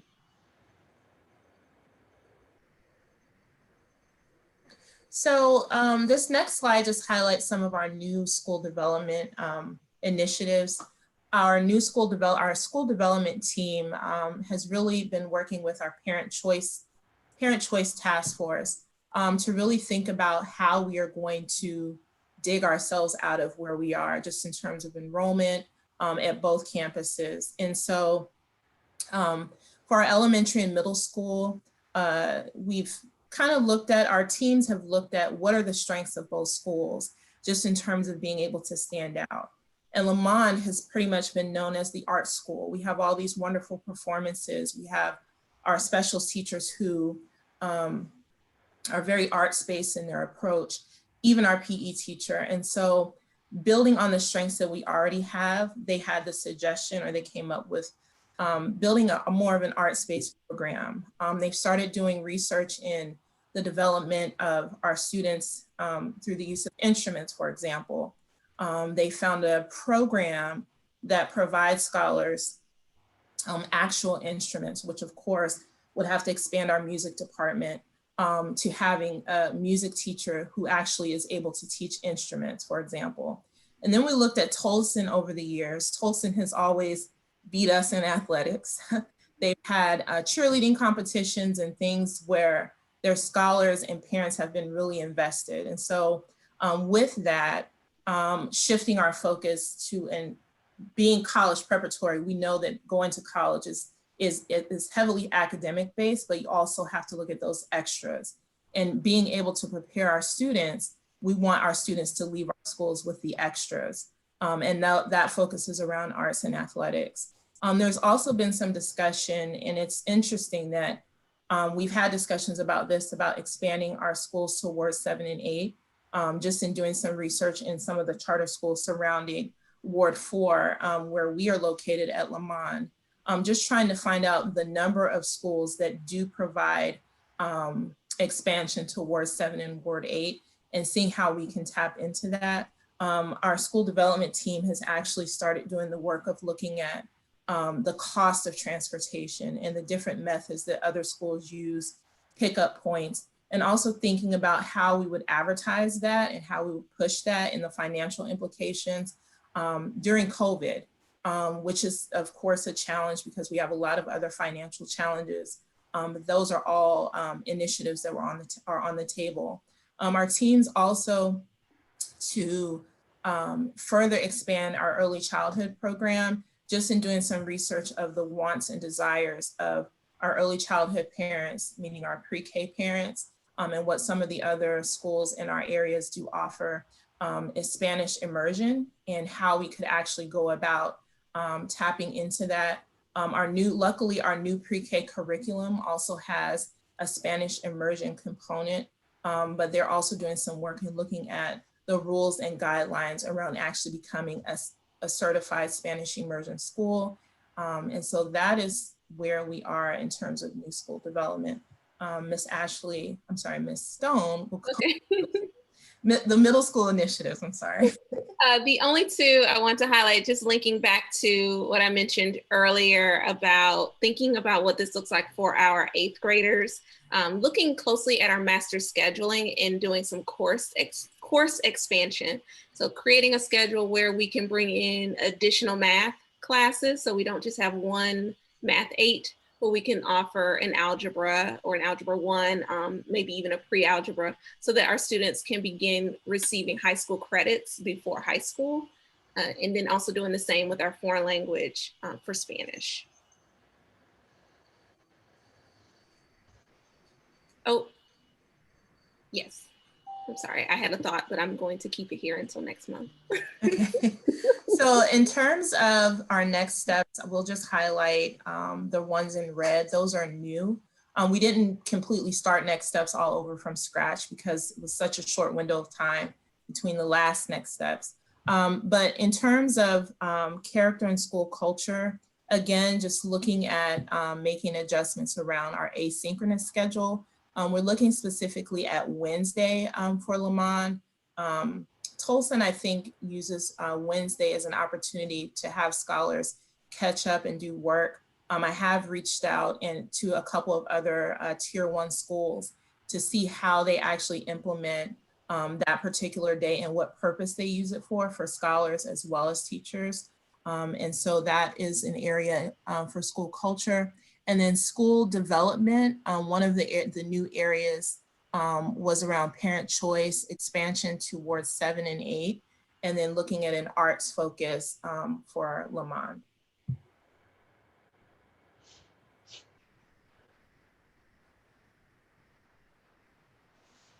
Okay, there are no additional next steps for Tolson. They are the same as last month. Thank you so much. I do appreciate the social justice focus and the activities around that. I strongly believe that it resonates with the students a lot.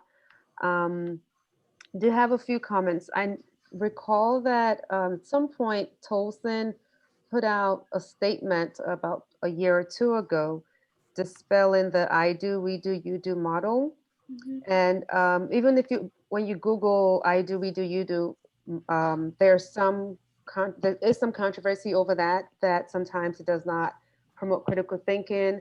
So my recommendation of that is to explore how I think from you know, a memorization or just a practice standpoint, it sounds very practical. I do, we do, you do. But to perhaps flip it sometimes. We do, you do, and I, you know, just flip the order sometimes, and to know what aspects of the lesson you would take the I do, we do, you do, or, you know, you do first, then we do, you know what I mean? Just Yeah. to kind of flip it. Because it comes back to like how to develop critical thinking when students are in a situation that they cannot, you know, just, they need to kind of have that academic struggle a little bit sometimes from a neuroscience perspective. And I do, we do, you do does not always promote that if it goes in that order all the time. And we had that conversation. Even though we have I do, we do, you do on the slides, is certainly a around our development with teachers where we talk about, you know, there's a way to invert that triangle. Exactly. You can go we do, you know, first with that productive struggle and move through, as long as you understand that within a lesson or at some point within your teaching cycle, there is some instructional delivery or modeling from a teacher. There needs to be some time where a student is grappling with the work, and of course, time where we're collaborating. Yeah, awesome. So, and the master scheduling, I remember from some feedback from parents in the past, especially at Tolson, they requested to have core classes in the morning. So apparently at some point math was at 2 p.m. in the afternoon, and the parents just felt that the students' attention span at that point was done. So it's just something to consider, because I saw that in your slides. And academic rigor is something that parents have requested for. So I'm glad that you all are introducing algebra and you know, more rigorous courses at that level. Then thank you for reaching out to Tier 1 schools. We've been talking about this for a while. I think it's important to, if you're trying to be someone, you should make friends with those people, right? So that's how you learn how to be like them. So that's great. Any questions or comments? I had a couple comments for the teacher-led PD or PD. So there were two things you mentioned. You mentioned surveying the staff to find out what type of PD they feel they need. And then you also mentioned teacher-led PD. So I would just like to know how that's being documented and how that's being followed up. So I'm not sure if it's something that you're just discussing at a staff meeting, or is it something that is actually going in each teacher's individual folders where you say, you know, on said date, said teacher said they would like this type of PD and that they would be interested in facilitating this type of PD. And I think that it would be good data to have, so that way we can actually show them like, hey, you said you wanted to lead this and we gave you an opportunity to lead this PD. Or, hey, you said you needed this PD and we offered it. So it would just be good to document on an individual basis, in addition to, of course, conversations you have at staff meetings. But as a teacher, it was always nice when a principal would say, hey, you know, what type of PD, where's your expertise? And mine was vocabulary instruction back in the Stone Age. And then that next year, I didn't get it that year, but that next year, she said, hey, would you like to lead a vocabulary PD? I was like a third-year teacher. And I felt like $1 million, and I stayed at that school for 7 years, even though I got offers to go to other schools, because I felt like they heard me, they listened, they gave me an opportunity. So, you know, just, I'm not sure what your process is for documenting that, but I really would like to see that documented on an individual level. That's just my, that's just my thing. So I think what we could probably do to document, you know, my wheels are turning and I always try to think about what processes we already have in place, but each teacher does their own professional growth plan. And that's where we have the discussion about your areas of strength, your areas of growth. Yes. And maybe what we could also do is add a component, because what we do, a lot of what I do now is when I do an observation, I'm like, ooh, that's what we need. I will just ask that teacher based on that observation. And I think just asking, what do you want to contribute versus me begging you to do something and show others For sure. based on observation, I think it would be appropriate to add that to their growth plan, and we have those growth meetings just in terms of where they want to go. My feedback for them is in their growth plan, also adding a component where we ask them, what would you like to contribute to the academic community? I think we can add that portion and we can share that AAC committee. Yeah, for sure. And definitely as you are planning your PDs for the year, you can look at that information and then offer those opportunities to empower teachers to step into leadership roles. And it would develop them in their pedagogy, but it also gives them a sense of loyalty to the school because you've given them an opportunity. And the second thing I wanted to say is that the whole idea of Spanish, we offer Spanish immersion or we offer advanced math courses.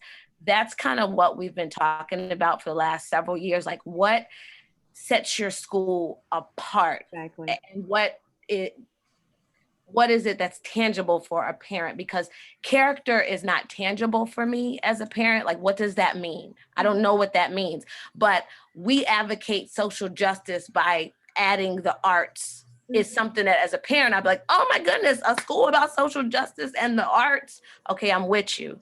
Or a school that actually offers advanced mathematics courses or a Spanish immersion school. Like these are the catchphrases for separating your school to stand out. Very tangible for parents who may not be immersed in the world of education to understand what character education is about, but they can understand, oh, this school offers advanced math classes, let me check it out. Or, oh, this school is Spanish immersion. I think that's why Washington Yu-Ying is so set apart and their numbers are always high for enrollment because they're a Chinese immersion school. You get to learn Chinese. So kudos to that. I just want to say definitely kudos for those two things from an academic and a parent standpoint. And if there are any task force members on the team, parent choice or new school development, kudos to them. Yeah. I think a lot of the work is just around building teams and collaboration.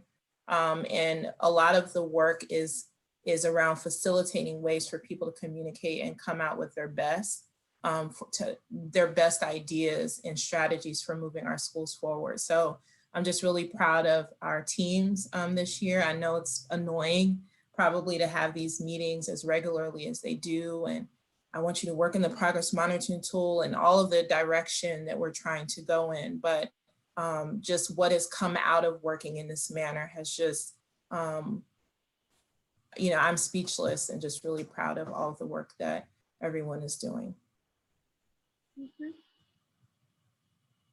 Awesome, thank you. Were there any other questions?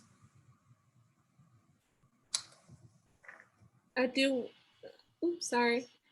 The last one, just want to make sure that now we are definitely putting out all of our communications in both Spanish and English. We're very proud of that. So we just wanted to show an example of course, our American Education Week. So we're making that a priority across both campuses. Thank you, that's great. And DC also has an Accessibility Act as well. So now you're in compliance. And you might want to look into that some more too, because I think there's a logo that is to go there that on these flyers that says we can translate this to any material that is needed. So every couple of years, DC does a survey to find out what are the major languages in DC. So one year it could be Spanish and Chinese, another year it could be Spanish, Chinese, and Amharic. Of course, that depends on your population as well, but definitely want to track what languages are represented in your population and whether they do need translation services at any point. Okay, thank you. Thank you.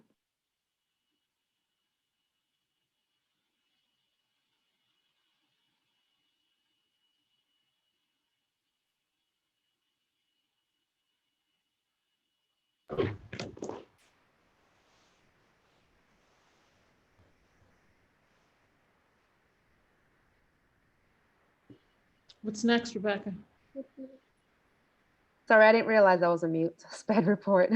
Good evening, everyone.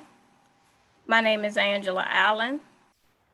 and I am the Director of Special Education for both Towson and Lamont. The first thing on the agenda is we scaffold to meet student needs. We provide scaffolding, Common Core skill standards, and scaffolding Common Core standards. Last week on the 4th, we held an EL SPED town hall meeting where we had the opportunity to talk to a lot of parents about the RTI progression and how we would unveil it to the parents for the schools. And that was through scaffolding using the Gold Book tool to embed those scaffolding mechanisms into the lesson plans for teachers. And then tying that into their lesson planning so that when they go back into their classrooms, they can not only meet the needs of their general education population, but also that struggling 3% that tends to be referred for special education.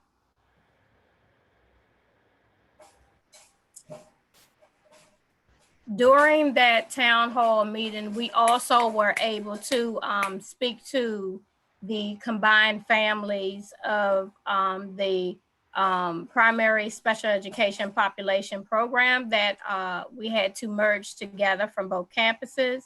And we did get some positive feedback. We got some feedback about supports that were needed, not specifically for that group of children or for that program, but for RTI. But then we did get some positive feedback about how parents felt about both Lamont and Towson and how their children were doing in this combined self-contained program.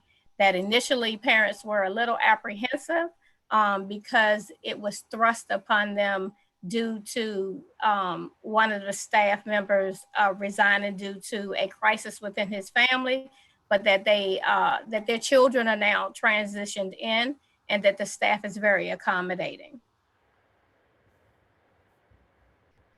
When it comes to our student support service updates, currently our IEPs are at 100%. We do have 2 referrals, both at the Lamont campus, and we are still receiving and accepting ongoing referrals if parents are not interested in the RTI progression status.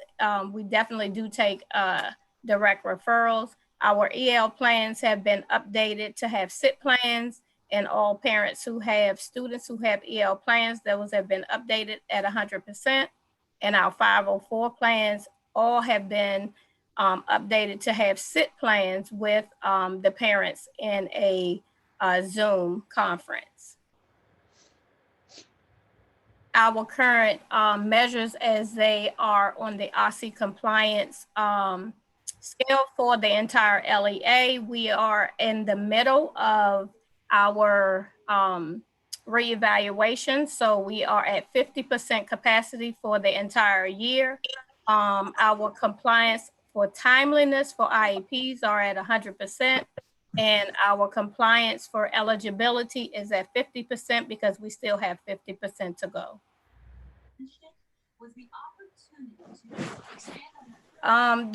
This data here for our IDA, OSCE IDA determination, this report is actually dated 2 years behind the current year. So next year we will be looking at 2019 because we will be in 2021. What happens with this measure is there are about 17 indicators that an LEA must meet in order to be considered meets requirements under IDEA. And you have your meets expectations, your needs assistance, your needs intervention, and needs substantial intervention.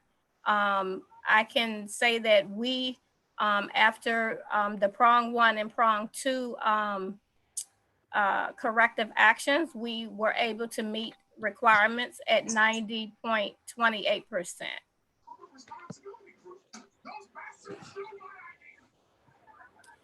our next steps. Our next steps are to make sure that we do a check-in on our first round of RTI rotation on 11/30/2020, to have our RTI collaboration determination tier 2 scholars to enter into that dynamic between 12/18/2020 and 1/4/2021, and to make sure that the parents are receiving the tier 2 notifications that their children have been recommended for the tier 2 supports, which those supports are held in our learning labs through office hours. And then lastly, the collaboration for our RTI sit, which is the one LEA 2 campus. We sit together as a team and we determine what the next steps are as of 1/4/2021. Are those tier 2 babies going to be referred to special education services due to possible stagnant growth, or the possibility of a true delineation of a possible disability classification, or have they made enough growth to go back to tier 1 for supports? Are there any questions? I think as we progress with this chart, it will be helpful to just see the student progression. Of course, not any private information, but just numbers and percentages of students, as they progress. And, I'm still waiting on data on how the students who did not get their packets on time are doing. So I did, Rebecca, if we have time, I did create a list with your 3 questions that you posed at the last board meeting. And I actually separated the things that the LEA is doing, and then also added some structural changes that were made. Would you like to go over those now? Do we have time? Let's just make it very brief. Can we get through it in 60 seconds? No. 2 minutes? No, not unless I do some speed talking. Yeah, just project the slide. Okay. Let's see it, and we could just read through So it. it's not on a slide. It's not on a slide. Okay, so if that's the case, let's plan to have it on a slide, and then we can share it in December. Okay. Thank you. Thank you. So I do want to apologize to everyone. It's 7:44. The meeting was supposed to end at 7:30. We have gone over time. We're hoping that we can really, do our best to maximize the time that's allotted. If for any reason you feel that you need more, you need more than 10 to 15 minutes, just let me know in advance. But if there's any way we can just really focus on presenting our information within the allotted time, having succinct information on the slides, so you could just go straight to the point and use your cursor. Maybe it's more effective to just share your own screen and not have to ask someone else to move the slide to 10, move it back up, because those are just seconds that waste in the process. And then can I interrupt you real quick, Rebecca? Just Sure. for minutes purposes, if you present, these are the key discussions that we had from the last month. These are our next steps, and these are the people responsible, like Mr. Miller did tonight. That would be super helpful, and that doesn't take that long. But if you just those 3 things, key discussions, next steps or action items, and who's responsible, because that is what I'm responsible for actually reporting as a minutes taker, and that's just my responsibility. So that's helpful to me. And when we talk about key discussions, what happened, what's working, what worked, what didn't work, what are the next steps, or what are we going to do about it?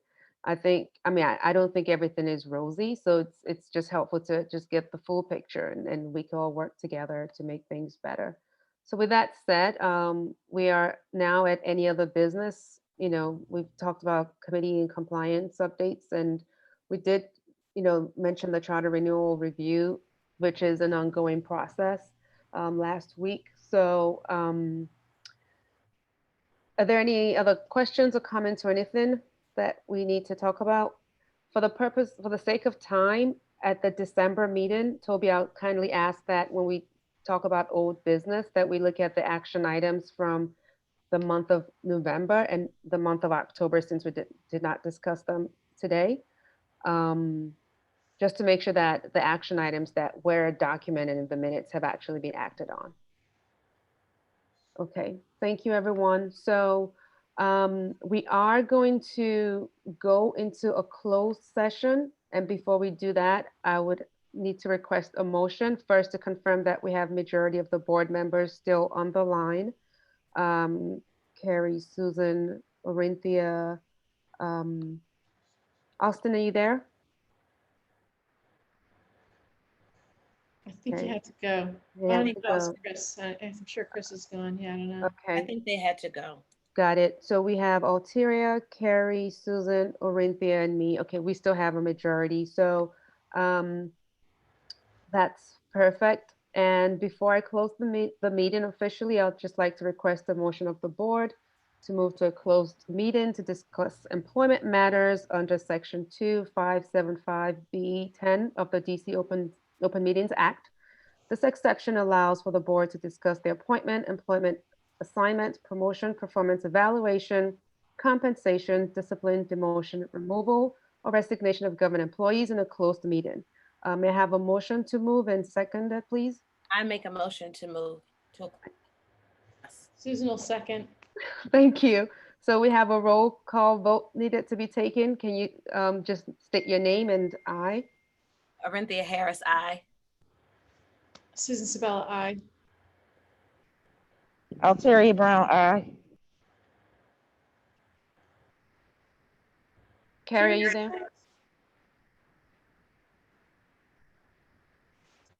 Carrie? Okay, she's not on mute. Dana, you're on the call. Can we get your approval, please? Oh my God, we're gonna have to stay here all night. No. Okay, so I don't have it actually, so we cannot move into a closed session. Oh, there you are, Carrie. There's Carrie. Okay, I'm sorry. All right, so now we can. All right, thank you, everyone. Have a good night. Be well, and please let's just keep in mind to keep to our time limit for the presentations.